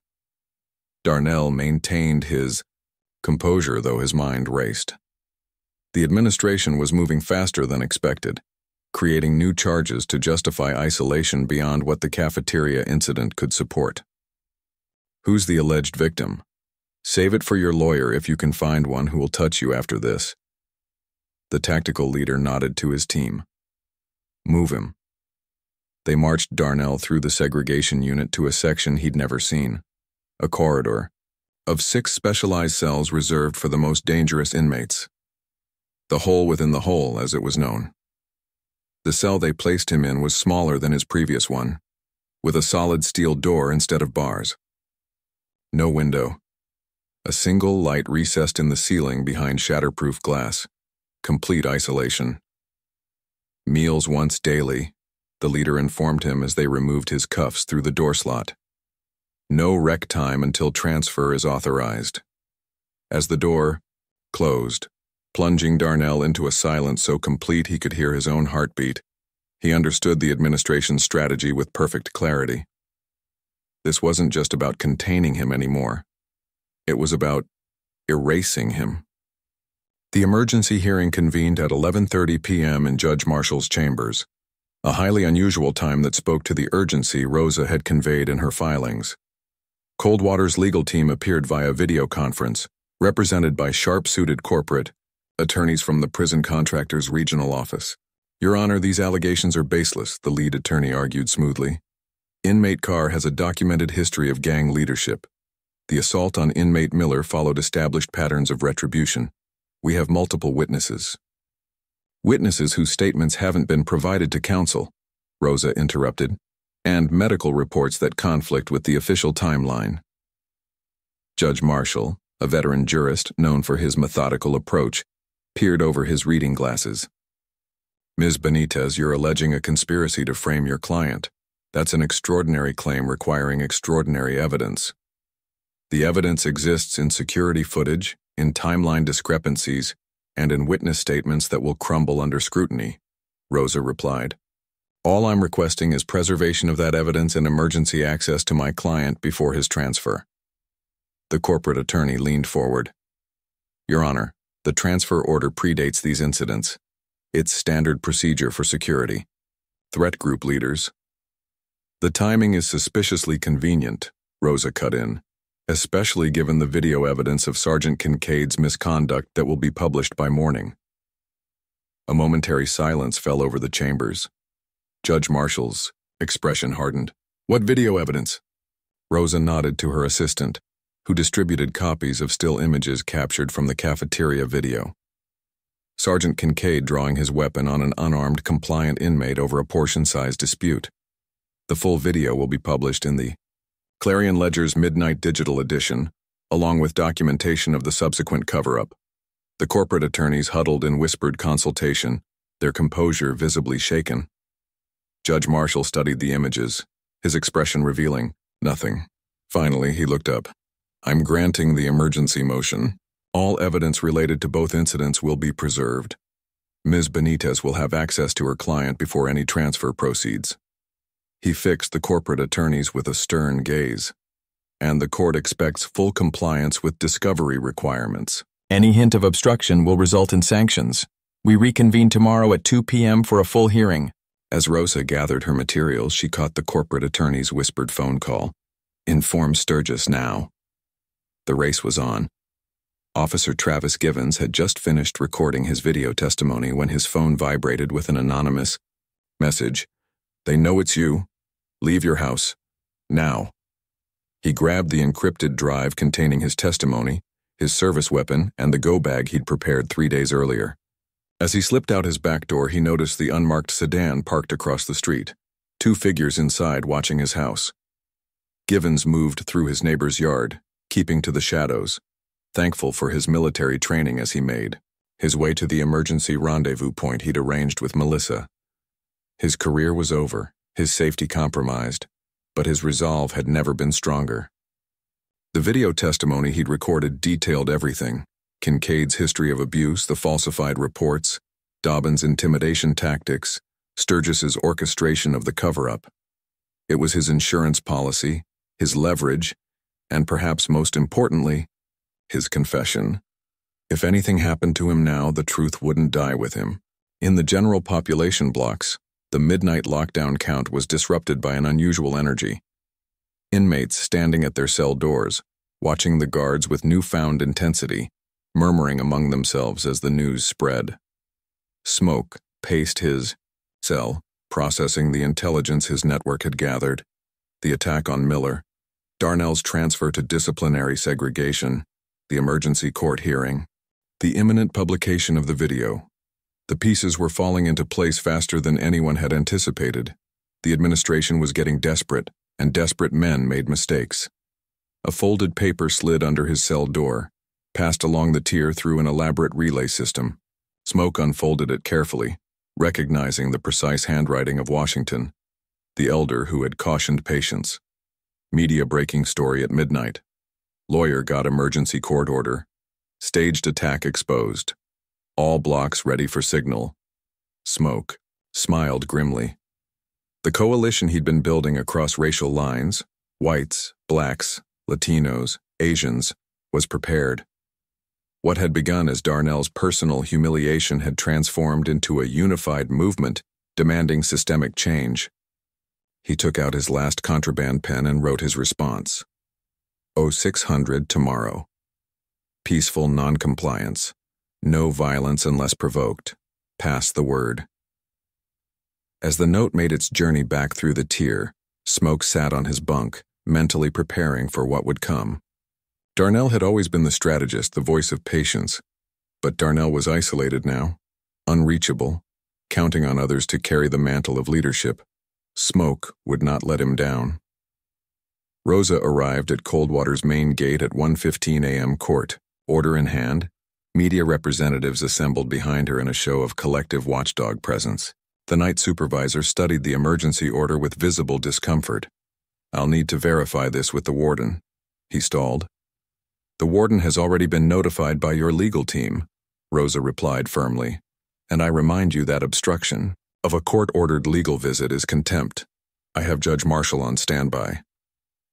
The gate opened 15 minutes later. The visitation room where they brought Darnell was different from the previous one. Smaller, with a glass partition and telephone, handsets instead of a table. High security protocol. When Darnell appeared, Rosa noted the changes immediately. The hollow eyes, the tightened posture, the barely perceptible limp suggesting rough handling during his transfer. "They're saying you ordered an attack on Miller," she said once they were connected by phone. "Convenient," Darnell replied, his voice steady despite everything. "Man's been my chess partner for 3 years. The story breaks at midnight. Video, timeline, everything we have. The court has ordered preservation of evidence on both incidents." Darnell nodded, absorbing this. "They'll still transfer me. Find a way around the order." "Not if we can prove the Miller attack was staged." Darnell leaned closer to the glass. "It's bigger than that now. They needed a cover story, but it's exposed a pattern. Kincaid, Dobbins, Sturgis, they've been running this playbook for years." Rosa studied him, sensing the shift in his demeanor. Despite the isolation, despite the physical toll, Darnell seemed somehow more centered, more resolved. "What do you need from me?" she asked. "To understand what's coming," he answered quietly. "By morning, this place will be in peaceful protest, nonviolent resistance coordinated across all blocks." Rosa's eyes widened. "How do you know this?" "Because it's what I would do." Darnell's gaze was unwavering. "And I need you to be ready when they respond with force, which they will." For the first time, Rosa saw Darnell not just as a client or a victim, but as the leader he had been and still was, a man who understood power and how to challenge it systematically. "I'll be ready," she promised. As she left the prison, the digital clock on her dashboard clicked over to midnight. The Clarion Ledger's website updated with the headline, "Exclusive, Armed Guard Threatens Unarmed Inmate at Private Prison Over. Food Portion." The video began to spread across social media platforms like wildfire. Inside his isolation cell, Darnell sat cross-legged on the floor, eyes closed, breath measured. He had spent 13 years avoiding leadership, avoiding responsibility. For others' fates, that chapter was closed. What had begun as his personal humiliation had become something larger, a moment of potential transformation for a system built on control, fear, and the exploitation of human beings as profit centers. He had accepted, finally, that some battles chose the warrior, not the other way around. Dawn broke over Coldwater in a haze of amber and crimson, a warning painted across the sky. By 5:30 a.m., the prison administration had detected something amiss in the usual rhythms. The inmates were too quiet during morning count, too orderly, too focused. Warden Sturgis arrived at 5:45, summoned by a nervous night supervisor who reported unusual compliance across all housing units. "They're planning something," Dobbins confirmed, meeting Sturgis in the administration hallway. "Informants say coordinated action during breakfast movement." Sturgis's face betrayed nothing. "The video?" "Online since midnight. Local news picked it up an hour ago. CNN just ran a segment." A muscle twitched in Sturgis's jaw, the only visible sign of his rage. "Tactical team on standby?" "Full complement. Riot gear prepped." "Good." Sturgis straightened his tie. "Let them try whatever they're planning. We'll make an example that will resonate for years." At 6 a.m. precisely, as cell doors throughout Coldwater slid open for breakfast movement, not a single inmate stepped into the corridors. In cell block D, Smoke stood at his doorway, arms crossed, watching the guards' confusion bloom into apprehension. Along the tier, other inmates assumed the same posture, present, visible, but refusing to move. "Chow time," the block officer called out, his voice betraying uncertainty. "Move it, inmates." The silence that answered him was deafening. Officer Williams, a younger guard who had generally treated inmates with basic decency, approached Smoke's cell. "What's going on?" he asked quietly. "Peaceful non-compliance," Smoke answered calmly. "No violence, no destruction. Just refusing to participate until our demands are heard." What demands? Smoke handed him a neatly folded paper. On it, 5 points were listed in clear handwriting. Independent investigation of Sergeant Kincaid's weapon incident. External review of all use of force reports for past 12 months. End to retaliatory solitary confinement. Darnell Carr's return to general population. No disciplinary action against participants in peaceful protest. This is happening in every block, Smoke added. We're not moving until Warden Sturgis agrees to hear these demands. Williams looked down the tier, noting the unified stillness among inmates who normally couldn't agree on anything. Black, white, Latino, Asian, all standing in silent solidarity. They'll bring in the tactical team, he warned. We know, Smoke replied. We're prepared for that too. By 6:30 a.m., Sturgis had assembled his response team in the administrative conference room. The live security feeds showed all housing units in the same state, inmates refusing to leave their cells, refusing to eat, refusing every directive. They think they have leverage, Sturgis said coldly. Show them they don't. Lock down all blocks. No meals, no movement, no privileges until compliance resumes. Dobbins cleared his throat. Sir, with the media attention from the video, a heavy-handed response could backfire. I'm not concerned with optics, Red. I'm concerned with control. Sturgis turned to the tactical commander. Deploy to D block first, that's where this started. Extract the ringleaders for disciplinary segregation. The commander nodded. Rules of engagement? Standard protocol. Response proportional to resistance. Sturgis's expression hardened. But I want this ended today, understood? As the team departed, Sturgis turned to the prison's public information officer. Prepare a statement. Emphasize security concerns, potential gang activity, our commitment to staff safety, no mention of the video or any specific incidents. The machinery of institutional power was mobilizing, methodical, practiced, confident in its ultimate victory over the temporary disruption of routine. In the yard, where morning recreation would normally be held, a surreal calm settled over the empty space. Birds landed on the weight equipment, their songs a jarring counterpoint to the tension building behind Coldwater's walls. Inside cell war. Block D, the tactical team assembled in the entryway. 12 officers in full riot gear, armed with shields, batons, and pepper spray. Their commander's voice echoed through the tier. Attention inmates, this is your final warning. Return to normal program or face disciplinary action. Cell extraction teams are authorized to use force if necessary. No movement, no response. The commander signaled the first team forward. They approached Smoke's cell, the first target on their list of suspected organizers. Inmate Watkins, step back from the door and assume the surrender position. Smoke remained standing, hands visible at his sides. I'm not resisting. I'm exercising my right to peaceful protest. The extraction unfolded with mechanical precision. Shield first pushing Smoke back, 2 officers securing his arms, a third applying restraints. Professional, practiced, until Smoke's cellmate lunged from the blind spot beside the door, shoving an officer against the wall. The response was immediate and disproportionate. Batons swinging, pepper spray deployed, Smoke caught in the chaos, driven to the floor beneath multiple officers despite his attempts to remain passive. Stop resisting, an officer shouted, though Smoke was already pinned and compliant. Through streaming eyes, Smoke saw his mistake. The plan had called for absolute nonviolence no matter the provocation. But in the confined space, with adrenaline surging, discipline had fractured. As they dragged him from the cell, bloodied, but conscious, Smoke saw what was happening along the tier. Other inmates, witnessing the force used against him, were responding with escalating resistance. The careful choreography of peaceful protest was unraveling in real time. Stand down, Smoke shouted to his fellow inmates.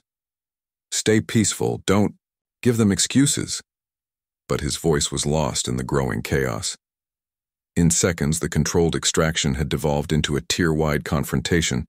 Inmates throwing items from cells, officers responding with pepper spray and batons. The protest was transforming into exactly what Sturgis had wanted. a justification for overwhelming force. Rosa Benitez was in the middle of a live television interview outside the prison gates when the sound of sirens cut through the morning air. Local sheriff's vehicles and state police cruisers streamed past the media encampment, lights flashing. "We're receiving reports of a disturbance inside Coldwater," the reporter said, pivoting away from Rosa toward the prison entrance. "Can you tell us what's happening?" Rosa's phone buzzed with an incoming text from her contact inside. "Tactical deployed. Peaceful protest met with force. Injuries mounting." "What we're seeing," Rosa said, stepping back into frame, "is the predictable response of an administration that values control over justice. Inmates inside organized a peaceful protest. No violence, no destruction, simply refusing to participate in normal routines until their legitimate concerns about abuse were addressed." "And the tactical teams?" "Our Warden Sturgis's way of ensuring those voices remain silenced." Rosa's expression hardened. "But he's miscalculated. The world is watching now." As if confirming her words, a news helicopter appeared overhead, circling the facility at a distance but clearly filming the scene below. The prison's previously impenetrable walls were becoming transparent under the glare of national attention. Rosa's phone buzzed again. "Yard conflict escalating. Kincaid on scene." The yard erupted into chaos when officers attempted to clear inmates who had gathered in a seated circle, arms linked in solidarity. What began as a controlled removal of non-compliant prisoners quickly deteriorated when Sergeant Kincaid arrived as backup, still seething from the public exposure of his cafeteria misconduct. "Break it up," he shouted, shoving through the perimeter officers to reach the front line. "On your feet or on your faces." The inmates remained seated, heads bowed, a human chain of passive resistance. A young black inmate named Thompson sat directly in Kincaid's path, eyes fixed downward, resolved to remain nonviolent despite the havoc surrounding him. What happened next unfolded in 27 seconds of unfiltered rage. Kincaid grabbed Thompson by the collar, dragging him from the human chain with such force that the young man's shirt tore. When Thompson instinctively raised his hands to protect himself, Kincaid interpreted it as resistance. The baton came down once, twice, 3 times, each strike more vicious than the last, fueled by a hatred that had finally found its unrestrained expression. "Stop, he's not resisting." Another officer, Jenkins, a 5-year veteran, stepped forward, attempting to restrain Kincaid's arm. Kincaid shoved him back. "Get out of my way. These animals want a response. I'll give them one they won't forget." Unknown to Kincaid, Officer Jenkins had been recording the entire confrontation on his phone hidden in his breast pocket. Another guard with a conscience inspired by Given's example, documenting the abuses he could no longer silently witness. As medical teams rushed to treat Thompson's injuries, the yard erupted into full-scale disorder, not a coordinated riot, but the chaotic reaction of men pushed beyond endurance, witnessing brutal force used against their peaceful protest. Guards retreated to secure positions. Emergency sirens wailed. The careful plan for dignified resistance had collapsed into exactly the scenario Smoke had hoped to avoid, and that Sturgis had strategically provoked. Travis Given sat in a state police interview room, his statement being recorded by investigators from the Attorney General's office. His hands shook slightly as he recounted everything: the culture of abuse at Coldwater, the systematic cover-ups, the retaliatory framework that punished any guard who spoke out. "You understand you're eligible for whistleblower protections," the lead investigator confirmed. "But there are limits to what we can guarantee. The private prison corporation has significant political connections." "I understand," Givens replied. "But if I stayed silent, I'd be complicit. There are good people on both sides of those bars being crushed by a system that values profit and control over basic humanity." His phone buzzed with a news alert. Breaking. Riot at Coldwater following viral video of guard misconduct. Givens closed his eyes briefly. "That's not what's happening. It's not a riot. It's a protest that was deliberately provoked into chaos." The investigator studied him. "You seem very certain of that." Because it's their playbook. Create a situation that justifies force, then use that force to discredit legitimate grievances. Givens leaned forward. You need to get state observers inside before they seriously hurt someone and call it restoring order. At her hastily assembled press conference, Rosa stood surrounded by a growing media contingent, local stations now joined by national networks drawn by the explosive combination of the viral video and the unfolding conflict. What we're witnessing is the desperate reaction of an administration exposed, she stated firmly.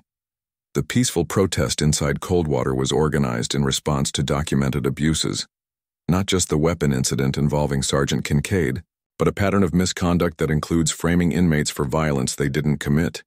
Do you have evidence of these additional claims? A reporter called out. We have multiple videos, sworn statements, and internal documentation showing a systematic effort to cover up abuses and silence those who speak out. Rosa held up a flash drive, including new footage from this morning showing Sergeant Kincaid viciously assaulting an unarmed, non-resistant inmate during what began as a peaceful protest. The press erupted with questions. Rosa raised her hand for silence. But the most damning evidence is the administration's response today.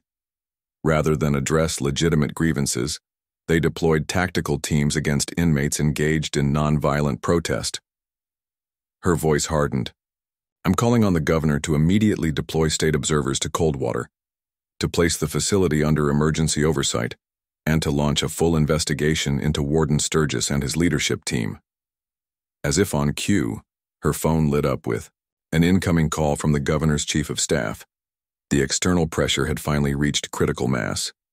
Inside his isolation cell, Darnell felt the vibrations of conflict through the concrete, distant shouts, the heavy tread of tactical teams, the institutional rhythm disrupted. Without windows or direct information, he could only imagine what was unfolding, but his experienced instincts painted a clear picture. The plan had fractured. Peaceful resistance had given way to chaos. Smoke had lost control of the narrative, or had it wrestled from him by design? Darnell sat cross-legged on his mattress, eyes closed, steady in the eye of a storm he had helped create but could no longer guide. The path forward would depend on forces now beyond his direct influence: Rosa's legal pressure, the media's attention span, the public's capacity for outrage. For 13 years he had avoided leadership, avoided responsibility for others' fates. Now, isolated in a concrete box, he had somehow become the symbolic center of a movement that transcended him, a catalyst for confronting injustices embedded so deeply in the system that they had become invisible to those outside its walls. The heavy door to his isolation cell slid open unexpectedly. Officer Monroe stood in the doorway, his expression grim. On your feet, Carr. Warden wants to see you. As they moved through the segregation unit, Darnell caught glimpses of the facility in lockdown, guards in tactical gear, medical teams treating injured inmates, the controlled chaos of an institution straining to maintain its authority. In the administrative conference room, Warden Sturgis sat alone, his perfect composure finally showing cracks, tie loosened, hair slightly disheveled, the calm mask slipping to reveal the pressure beneath. Sit down, Carr. Darnell remained, standing, hands cuffed before him. I prefer to stand.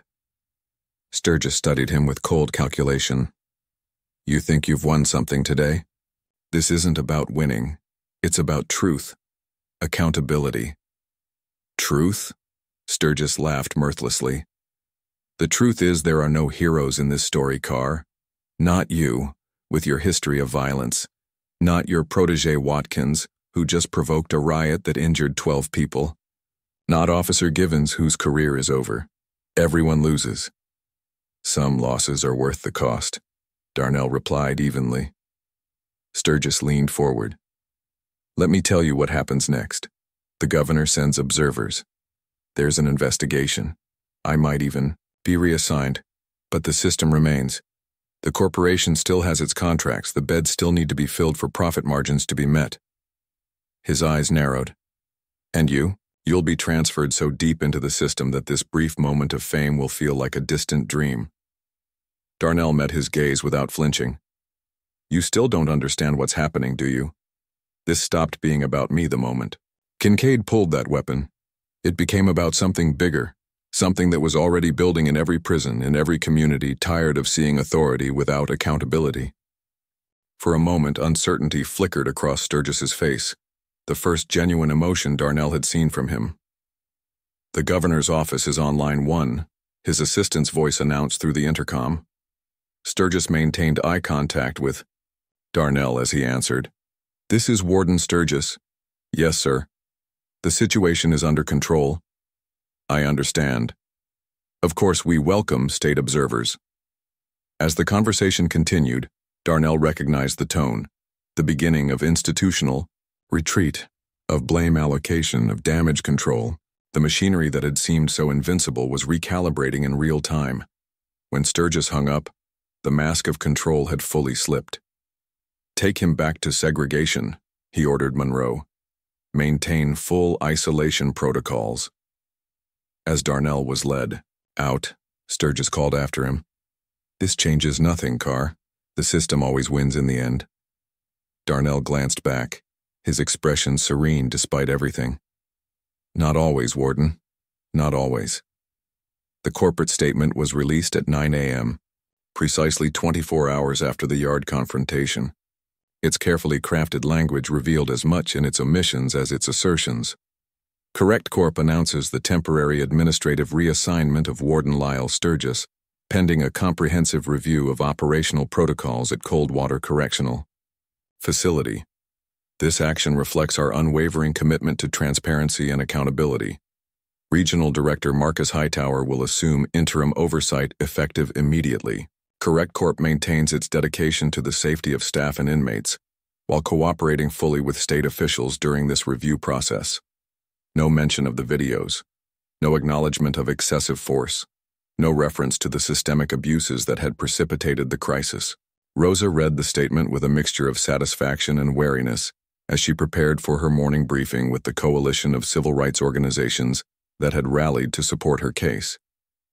The corporate retreat had begun, but she recognized the familiar pattern, sacrificing one leader to preserve the system, creating the illusion of accountability without structural change. They're throwing Sturgis under the bus, she explained to her assembled team. Classic containment strategy, one visible change to prevent deeper examination. But we have the momentum now, one of the younger attorneys insisted. The videos, the media coverage, the governor's intervention, all temporary, Rosa cautioned. Public attention will wane. Political pressure will find new targets. Correct Corp has weathered similar storms before. She tapped the stack of case files on her desk. Our job is to ensure this doesn't end with Sturgis's reassignment or Kincaid's suspension. We need systemic change, documented abuses across all of Correct Corp's facilities, and a class action that strikes at their financial interests. Her phone lit up with a notification, a message from her source inside Coldwater. Darnell being moved back to general population this morning. Smoke transferred to Parchman last night. Red Dobbins running day-to-day operations, still dangerous. Rosa frowned. The pieces were moving faster than expected, the administration adapting its strategy in real time. They're dispersing the key players, she murmured, separating the leadership to fracture the movement. The coalition meeting shifted into tactical planning, collecting affidavits, securing medical records of injured inmates, establishing a timeline of retaliatory actions. The legal machinery was grinding into motion, slow but relentless. The team departed. Rosa remained at her desk, studying the growing case file. What had begun as one incident with one guard had expanded into a comprehensive indictment of privatized incarceration itself, the profit incentives that drove overcrowding, the cost-cutting that led to inadequate training, the political connections that insulated corporations from meaningful oversight. The battle had shifted from exposing individual misconduct to confronting an entrenched system. And systems, unlike individuals, didn't feel shame or fear exposure. They adapted, deflected, endured. Darnell stood in the processing room, the familiar ritual of returning to general population unfolding around him. Property inventory, medical check, security briefing. 5 days in disciplinary segregation had left him physically diminished but mentally focused. The interim administration was taking no chances with his reintegration. A classification officer read from a prepared statement. You're being returned to general population under protective custody protocols, daily check-ins with unit staff, separate recreation time, meal delivery to your cell if requested. He looked up from the clipboard. This is for your safety, Carr. Tensions are still high. Darnell knew the real purpose of the protection, isolation from other inmates, limitation of his influence, containment of his story, but he simply nodded. Understood. As they escorted him through the facility, Darnell absorbed the changes 5 days had wrought. State observers in navy blazers monitoring guard posts, new cameras being installed in previously unobserved areas, staff moving with the self-conscious precision of people who knew they were being watched. His new cell was in B block, away from Smoke's former territory in D block, another calculated separation. As the door closed behind him, Darnell surveyed the familiar dimensions of a standard cell with the relief of a man returning from extreme isolation. Here, at least, he could hear the sounds of humanity, conversations, movement, the rhythmic patterns of institutional life. He organized his few possessions methodically, restoring order to his immediate environment as a first step toward reorientation. When the cell block fell quiet for afternoon count, a voice called softly from the next cell, "Deuce? That really you?" Darnell recognized Washington's voice, the elder who had cautioned Smoke about escalation. "It's me," he confirmed quietly. "Man, things went sideways after you left." Smoke tried to keep it peaceful, but they pushed until something broke. Washington's voice carried equal measures of respect and warning. "You need to know. They're watching you closer than ever. Anything happens now, they'll say you orchestrated it from here." "I understand," Darnell replied. "What about the others? From the yard?" "Thompson's in medical. Broken ribs, concussion. 28 others treated for injuries. 6 still in seg, including Lorenzo." Washington paused. They shipped Smoke out in the middle of the night. No warning, no processing. Just came for him. Darnell absorbed this, recognizing the strategic dispersal of perceived leadership. And the guards? Split down the middle, some finally speaking up about what they've seen, others circling the wagons following Red's lead. Washington's voice lowered further. "Word is Kincaid's suspension is just for show. They'll transfer him to another facility once this dies down." The familiar rhythm of institutional injustice, the appearance of accountability, masking the reality of protection for those who enforce the system's unwritten rules. "Your lawyer's making waves, though," Washington added with grudging admiration. "Got the State Oversight Committee crawling all over administration, got inmates lining up to give statements, even some guards talking." Darnell sat on his bunk, weighing this new landscape. The protest had succeeded in its immediate goal, exposing abuses, forcing external intervention. But the deeper structures remained intact, bending but not breaking under the pressure. "We need to be smart now," he said finally. "No more confrontations, no reactions to provocations, let the outside process work." Washington chuckled softly. 13 years inside and you still think the system can reform itself?" "No," Darnell replied, his voice taking on a quiet intensity. "But I think it can be forced to change when enough pressure comes from both inside and out. Different kind of revolution than Smoke imagined. Slower. Less satisfying in the moment, but more lasting." The afternoon sun cast bar-shaped shadows across his cell floor, a reminder of boundaries that remained despite the small victories of recent days. The fight had only begun, and the institutional forces arrayed against change had resources, patience, and the power of public indifference on their side. Officer Red Dobbins sat in what had been Sturgis's office, the nameplate already removed from the door, a swift erasure of the former warden's authority. As acting security chief, he'd been granted temporary operational control while the corporate team managed the public response. The regional director had been explicitly clear: maintain order, prevent further incidents, cooperate superficially with state investigators while revealing nothing that couldn't be independently verified. Dobbins studied the security feed showing Darnell's new cell, watching the inmate methodically arrange his sparse belongings. The man's composure was infuriating. No visible reaction to his isolation, no exploitable emotional weakness, no missteps that could be used against him. A knock at the door interrupted his surveillance. Officer Jenkins, the traitor who had recorded Kincaid's assault in the yard, entered with barely concealed contempt. State investigators want access to the yard incident files, all camera footage, all reports. Dobbins leaned back, his expression neutral despite his rage. Standard protocol. Everything goes through legal review first, you know that, Jenkins. They have a court order. Jenkins placed the document on the desk. Direct access, no redactions, no delays. Dobbins scanned the order, noting the judge's signature, the same judge who had granted Rosa's emergency motions. The external pressure was mounting, the institutional defenses crumbling faster than anticipated. Tell them they'll have full cooperation, he replied smoothly. We have nothing to hide. Jenkins lingered, clearly wanting to say more but restraining himself. The divisions among staff had deepened into open hostility, those aligning with reform against those desperate to maintain the status quo. After Jenkins left, Dobbins opened his desk drawer and removed a burner phone, one of several he kept, for communications that needed to remain outside official channels. His text was brief. Accelerating. Need containment strategy. Too many talking. The response came minutes later. Accident in C block tomorrow.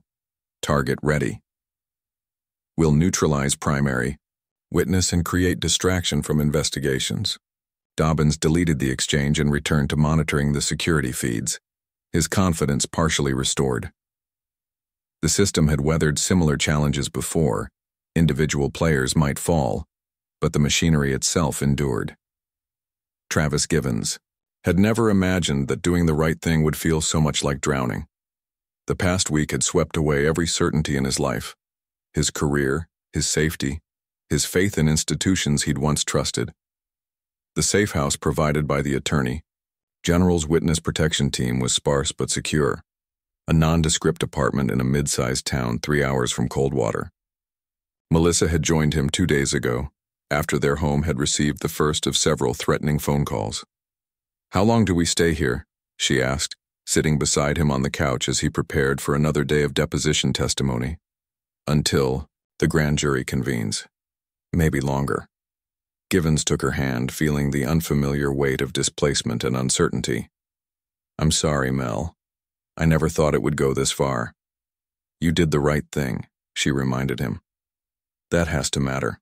But they both knew that in the real world, doing the right thing carried costs that could outweigh its moral rewards. Whistleblowers rarely emerged unscathed, rarely returned to normal lives, rarely escaped the labels that followed such choices. Givens' phone buzzed with a message from the lead investigator. New development. Need you at the office ASAP. Car on the way. At the Attorney General's satellite office, Givens found a team assembled around a conference table covered with documents, digital displays showing security footage from Coldwater. We intercepted this, the lead investigator explained, sliding a printed text message exchange across the table. Burner phone registered to Officer Dobbins. We've been monitoring his communications since your testimony. Givens read the exchange with growing horror. They're planning another incident, creating a distraction that will hurt someone. He looked up sharply. We need to warn them. Already done. State observers have been alerted, security protocols adjusted. The investigator's expression remained grim. But this is the evidence we needed to move beyond individual misconduct to conspiracy charges. Dobbins, Kincaid, and Sturgis coordinated. Their actions, falsified reports, orchestrated retaliatory measures against inmates. Givens studied the room, noting the expanded team, the increased resources, the sense of accelerating momentum. What had begun as one video of one incident had grown into a comprehensive investigation that threatened the entire administrative structure of Coldwater. The grand jury convenes next week, the investigator continued. Your testimony will be central but no longer isolated.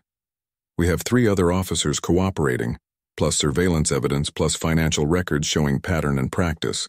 For the first time since pressing record in the cafeteria, Givens felt the weight on his shoulders lighten fractionally. He wasn't alone anymore. The ripples of his choice had become waves, drawing others into the current of resistance against a system that had seemed impenetrable. The cost remained high, his career destroyed, his future uncertain, his safety compromised. But as he reviewed his testimony notes, Givens understood that some prices, however painful, were worth paying. Rosa Benitez stood before the assembled media outside the federal courthouse, the weight of responsibility evident in her posture, but determination burning in her eyes. Behind her stood a coalition of support, civil rights leaders, former correctional officers turned reformers, families of incarcerated men. Today we filed a class action lawsuit against Correct Corp, the private prison contractor operating Coldwater, and 11 other facilities across the South, she announced.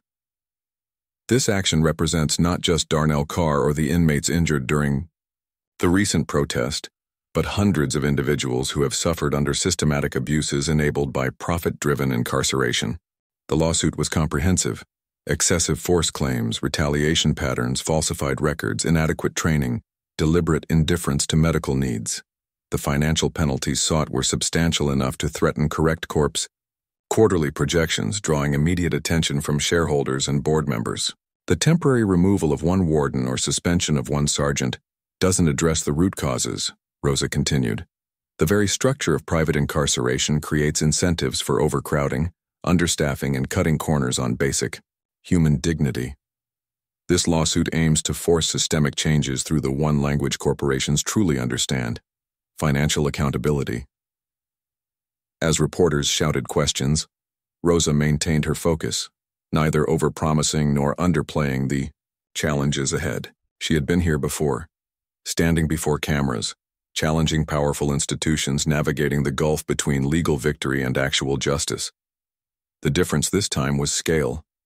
What had begun as one case representing one man had expanded into a potential landmark challenge to the privatized prison industry itself. The videos, the whistleblower testimony, the state investigation, each component had built upon the others, creating momentum that even corporate lawyers and political allies couldn't easily deflect. Later, alone in her office, Rosa reviewed her notes for the preliminary hearing scheduled for the following week.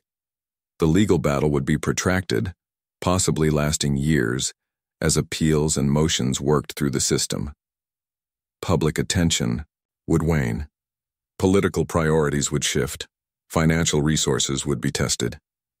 But something fundamental had changed. The conspiracy of silence that protected abusive systems had been broken, not just by one whistleblower or one video, but by the collective courage of inmates who risked retaliation, guards who chose conscience over loyalty, officials who honored oversight responsibilities despite political pressure. Her phone rang, her contact inside Coldwater. "They're moving Dobbins out," the voice reported without preamble. "Administrative leave as of this morning. Someone leaked his text messages, planning another incident. And Darnell? Still under protective custody protocols, limited movement, limited contact. They're afraid of his influence." Rosa made a note to file another motion addressing these restrictions. Any sign of retaliation against witnesses? Not directly. Too many eyes watching now.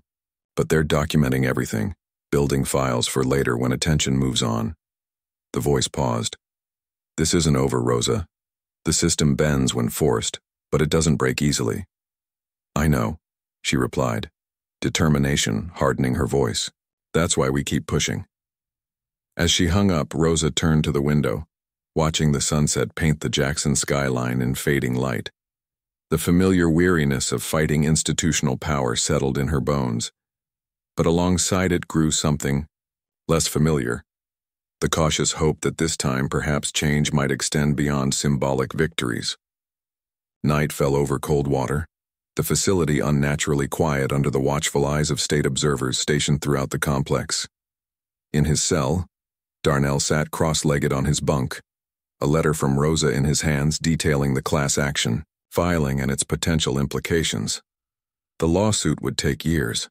Appeals would follow any victory. The institutional resistance to change would find new expressions, new defenses, new methods of maintaining control while appearing to reform. But something had shifted irrevocably. The wall of silence that had protected abuses had cracked. The perception of inevitability that sustained corrupt systems had weakened. The isolation that enabled retribution against those who spoke out had been partially bridged by external attention. It wasn't justice, not yet. Perhaps not ever in its complete form. But it was movement in a system designed to resist change, an opening where there had been only impenetrable barriers before. As lights out approached, Darnell heard the muted conversations along the tier, inmates discussing the lawsuit, the investigations, the removed administrators. Hope and skepticism mingled in their hushed voices, the weathered caution of men who had seen promised reforms evaporate before. "What happens now, Deuce?" Washington asked from the next cell. Darnell folded Rosa's letter carefully, placing it with his few valued possessions. "Now we keep pushing, from in here, from out there, not letting them return to business as usual when the cameras leave. You think anything really changes?" Darnell considered this, weighing hope against experience. Systems don't change because they want to. They change because the cost of staying the same becomes too high. He moved to the cell door, looking out at the tier illuminated by dim night lighting. Our job is to keep that cost visible. Keep the pressure on, not let them bury what happened here. Throughout Coldwater, the institutional machinery continued its operation, guards completing their rounds, surveillance cameras tracking movement, paperwork documenting the day's activities. The superficial patterns remained unchanged, but beneath the surface, fault lines had formed.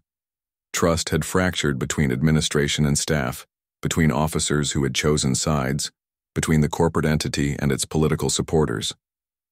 Witnesses had stepped forward. Evidence had been secured. Legal machinery had engaged. The system hadn't collapsed entirely, merely cracked, its vulnerabilities exposed, its aura of invincibility damaged. Whether those cracks would widen into structural change or be patched over when attention waned remained uncertain. But uncertainty itself represented progress in a system built on the predictable application of unchallenged power. And in that uncertainty lay the fragile promise of something better, not just for Coldwater, but for every facility where human beings remained unseen behind concrete walls and institutional indifference. The federal courthouse in Jackson had never seen such crowds. By 7 a.m., 3 hours before the scheduled start of public hearings, the line of spectators wrapped around the block. Activists, former inmates, families of the incarcerated, ordinary, citizens drawn by the media coverage that had transformed Coldwater from a forgotten rural prison into a national symbol of systemic abuse. News vans lined the street. Satellite dishes pointed skyward. Protesters carried signs with slogans ranging from measured calls for reform to demands for complete abolition of private prisons. State police maintained a visible but restrained presence, their commanders acutely aware of the scrutiny any heavy-handed response would invite. Inside, the grand hearing room had been prepared for maximum transparency. Cameras positioned to capture testimony, overflow rooms equipped with video feeds, transcription services ready to provide real-time records. The Congressional Subcommittee on Corrections Reform had convened the hearings with unusual bipartisan support, a rare alignment of interests forged by the undeniable evidence that had emerged from Coldwater. Rosa Benitez arrived an hour early, moving through security with practiced efficiency. The weight of responsibility showed in the shadows beneath her eyes, the slight tension in her shoulders as she carried files containing months of investigation, hundreds of affidavits and evidence of abuses that extended well beyond the initial cafeteria incident. In the preparation room, she reviewed her opening statement one final time, measured, factual, devastating in its accumulation of documented failures. No hyperbole would be necessary. The truth itself was damning enough. "Ready?" her assistant asked, placing a cup of coffee beside her. Rosa nodded, her expression resolute. "This isn't just about Coldwater anymore. This is about an entire system built on the wrong incentives, the wrong priorities, the wrong values. She closed the file. Let's make it count. At Coldwater, Darnell sat in a private room equipped with video conferencing technology, a state observer standing quietly by the door. His testimony had been pre-recorded the previous week, a precaution against potential technical issues, but also protection against last-minute administrative interference. In the 3 months since the yard confrontation, Coldwater had operated under interim management, with state officials maintaining daily oversight of operations. The visible signs of change were everywhere: new cameras in previously unmonitored areas, revised use of force protocols, increased mental health services, stricter documentation requirements. Yet Darnell, like most long-term inmates, maintained a weathered skepticism about institutional transformation. He had seen reforms come and go, each eroding under the constant pressure of budgetary constraints and political shifts. The fundamental problem remained: human beings treated as profit centers, their dignity sacrificed to quarterly earnings reports. Broadcast begins in 15 minutes, the technical coordinator announced, adjusting the monitor that would allow Darnell to watch the proceedings. Darnell straightened his state-issued shirt, the closest thing to formal attire available to him. For the first time in 14 years of incarceration, his voice would be heard beyond prison walls, not as a case number or an incident report, but as a human witness to systemic failure. The responsibility weighed heavily, not just for himself but for every man who had entrusted him with their stories during the months of preparation, accounts of medical neglect, of retaliatory transfers, of falsified records, of casual dehumanization that corroded the soul. On the monitor, the hearing room came into focus. Darnell recognized Rosa at the witness table, her posture projecting the quiet confidence of someone thoroughly prepared for battle. The subcommittee members took their seats on the elevated platform, 6 representatives from districts across the country, their political differences temporarily subordinated to their oversight responsibility. The chairman called the hearing to order, his opening remarks establishing the stakes. These proceedings are not about one incident or one facility, but about fundamental questions of justice, accountability, and how we as a society treat those we have removed from our communities. As Rosa approached the podium to deliver her opening statement, Darnell closed his eyes briefly, centering himself for what would follow. The truth would finally be spoken in full public view. Whether it would lead to lasting change remained uncertain, but the silence had been broken. That, at least, was progress. The hearing room fell completely silent as Rosa concluded her opening presentation, a methodical exposition of evidence that had left even veteran politicians visibly disturbed. The videos, the testimony, the documentary evidence formed a comprehensive indictment, not just of individual misconduct, but of systemic failure. What we have uncovered at Coldwater, she stated in closing, is not an aberration but the predictable outcome of a system that prioritizes profit over human dignity, cost-cutting over rehabilitation, and opacity over accountability. The chairman leaned forward. Ms. Benitez, these allegations are extraordinary. You're suggesting not isolated incidents but coordinated patterns of abuse, falsification of records, and retaliatory actions against both inmates and staff who attempted to report misconduct. The evidence supports these conclusions unequivocally, Rosa replied. Former Warden Sturgis, Sergeant Kincaid, and Officer Dobbins operated with the implicit understanding that maintaining order through fear and selective enforcement took precedence over legal and ethical obligations. And the corporate oversight? Correct corp's role? At best, willful ignorance. At worst, tacit approval of methods that kept costs down and incident reports minimal. Rosa gestured to the documentation before her. The performance metrics for facility administrators focused entirely on budgetary efficiency and minimal reported disruptions. There were no meaningful metrics for rehabilitation outcomes, for staff training on de-escalation, for successful reintegration of released inmates. As the subcommittee members began their questioning, the chairman announced the next phase. We'll now hear pre-recorded testimony from Darnell Carr, the inmate at the center of the initial incident, followed by live testimony from former Sergeant Ray Kincaid and former Officer Travis Givens. The lights dimmed slightly as screens throughout the room displayed Darnell's image, composed, dignified despite his prison attire, his deep voice measured as he began recounting the cafeteria confrontation. In the observation room at Coldwater, Darnell watched himself on screen, the strange dissociation of seeing his story presented in a forum he could not directly address.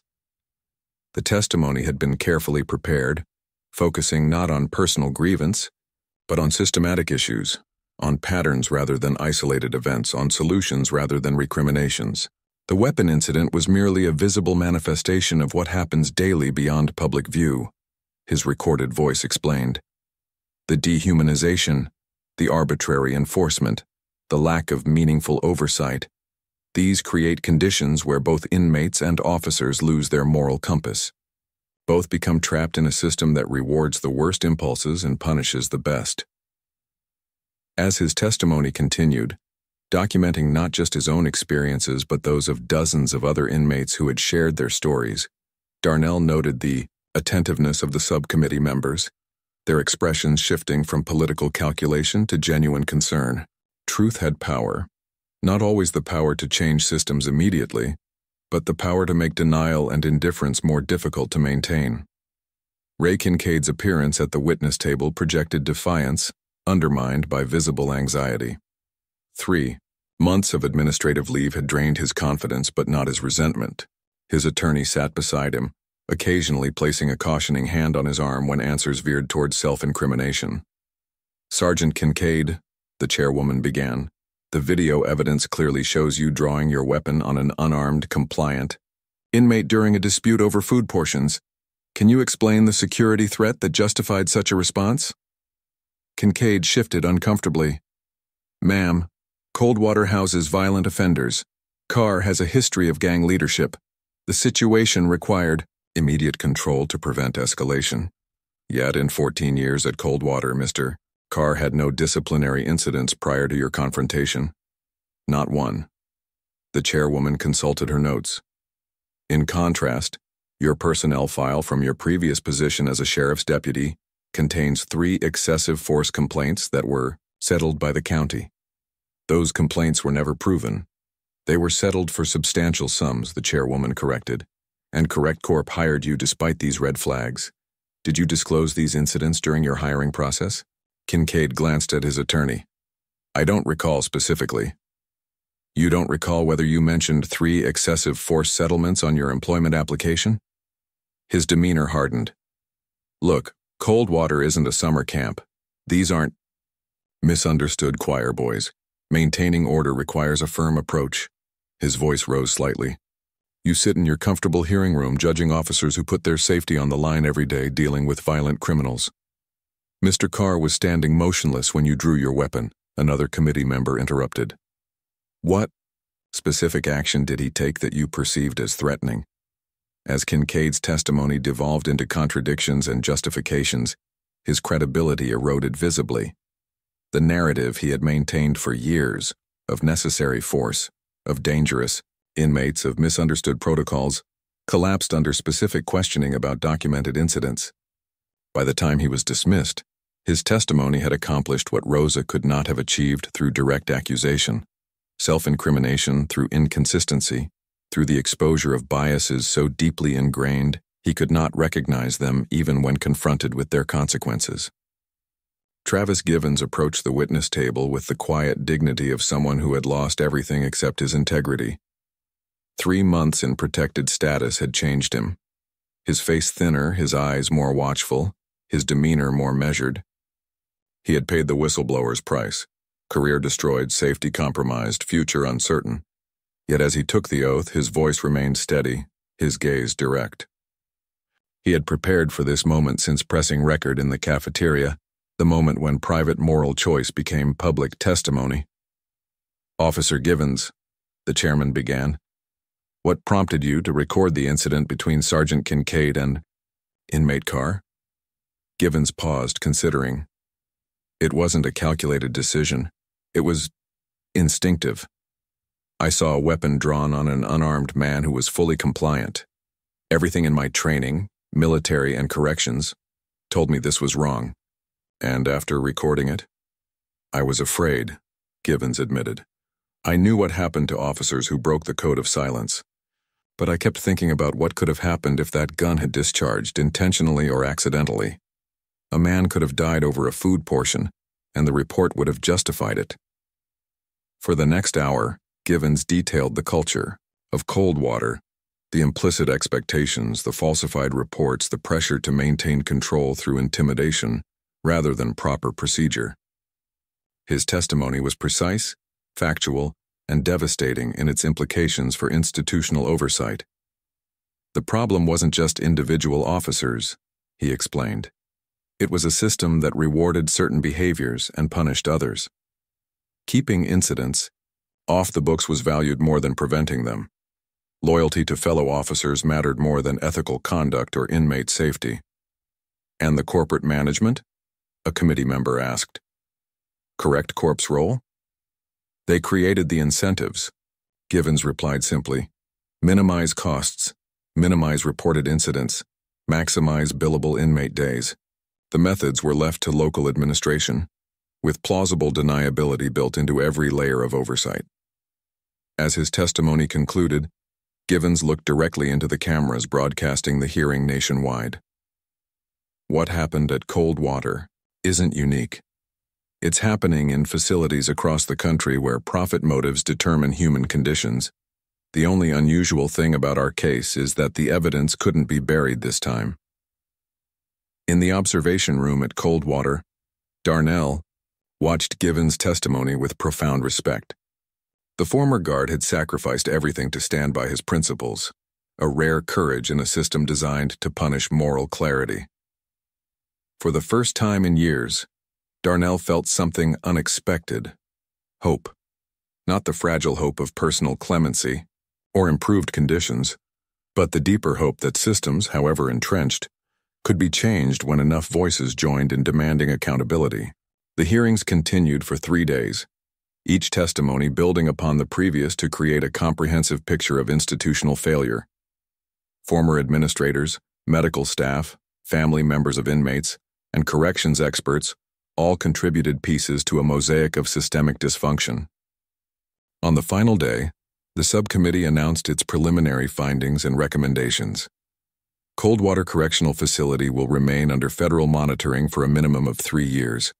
Correct Corp's contracts for this and 3 other facilities with similar complaint patterns will undergo comprehensive review.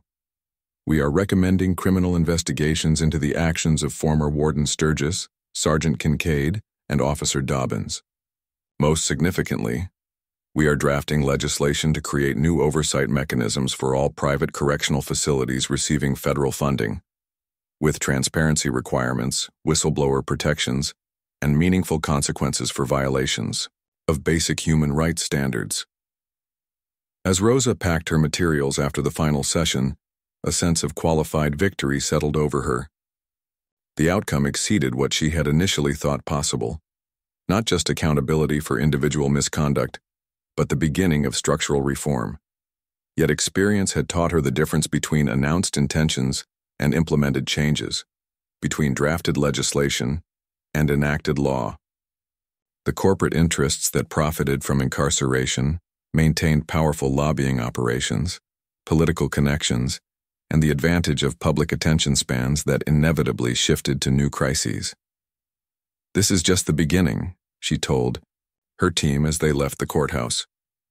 "The real work starts now, monitoring implementation, supporting the legislation, maintaining pressure when media attention fades."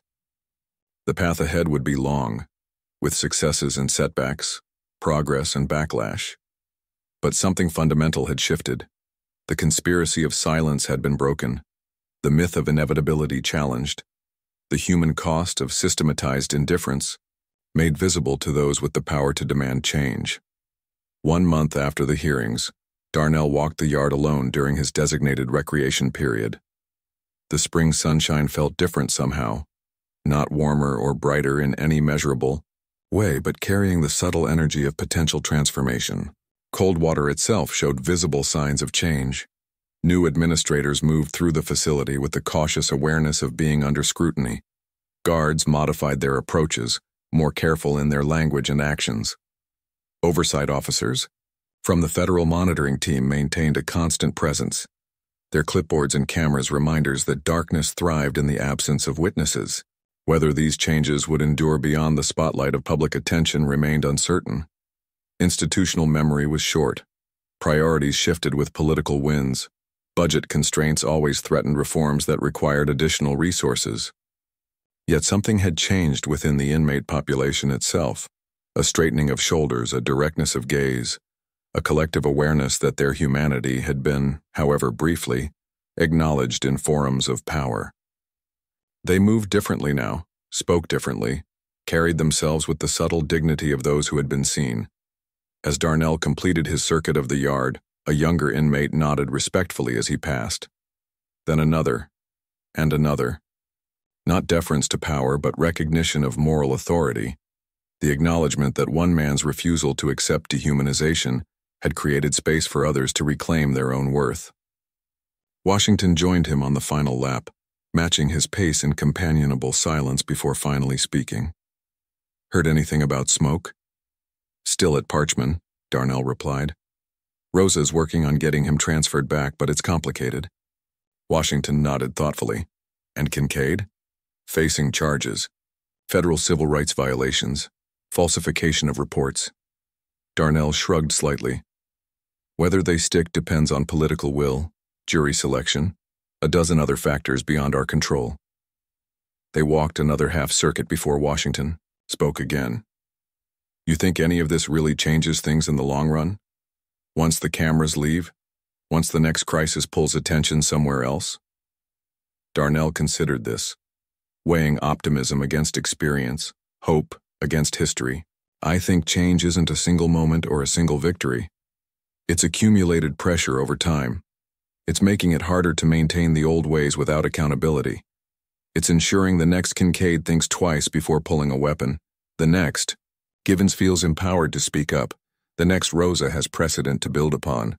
Washington smiled slightly, the weathered smile of a man who had seen reforms come and go, promises made and broken. "You got philosophical in segregation, Deuce." "Had time to think," Darnell acknowledged with a faint smile of his own. "About what matters, about responsibility, about legacy." As they completed their circuit, the yard officer called recreation time over. Inmates moved toward the building in orderly lines, the routine continuing as it had for decades and would for decades more. But the quality of movement had changed. Subtle differences in posture, in eye contact, in the basic human assertion of dignity even within constraint. The system remained, its fundamental structures intact, but the people within it moved with the awareness that visibility created possibility, that testimony created truth, that individual choices accumulated into collective change. Darnell returned to his cell, the familiar dimensions unchanged yet somehow expanded by the events of recent months. 14 years into his sentence, 6 remaining, he had found purpose not in resistance alone but in witness, in seeing clearly, in speaking truthfully, in maintaining humanity within systems designed to erode it. The battle was far from won. Correct Corp still operated dozens of facilities. Profits still motivated decisions about human conditions. Political attention would inevitably shift. But silence had been broken, denial made more difficult, accountability demanded where none had existed before. As evening count approached, Darnell sat at his small desk and began writing. Not a legal appeal or a grievance, but a methodical accounting of everything he had witnessed, everything he had learned about institutional power and human resilience. A testimony not just for courts or committees, but for those who would come after him, who would face the same walls, the same challenges, the same fundamental question of how to maintain dignity when systems denied its very existence. In the simple act of documentation, of witness, of truth-telling, he found a freedom that transcended physical constraint, the freedom to name reality, to challenge narrative, to insist on humanity where dehumanization prevailed. It wasn't complete justice. Perhaps nothing ever could be within systems built on fundamental inequities, but it was movement toward something better, Accumulated choices, accumulated testimonies, accumulated refusals to accept the unacceptable as inevitable. And in that movement, however gradual, however fragile, lay the possibility of transformation. Not just of Coldwater, but of the world that had created and sustained it. Up next, we have 2 more incredible stories that are waiting for you. Just click the image you want to watch, and it will take you there. If you enjoyed this video, make sure to subscribe. It would mean a lot.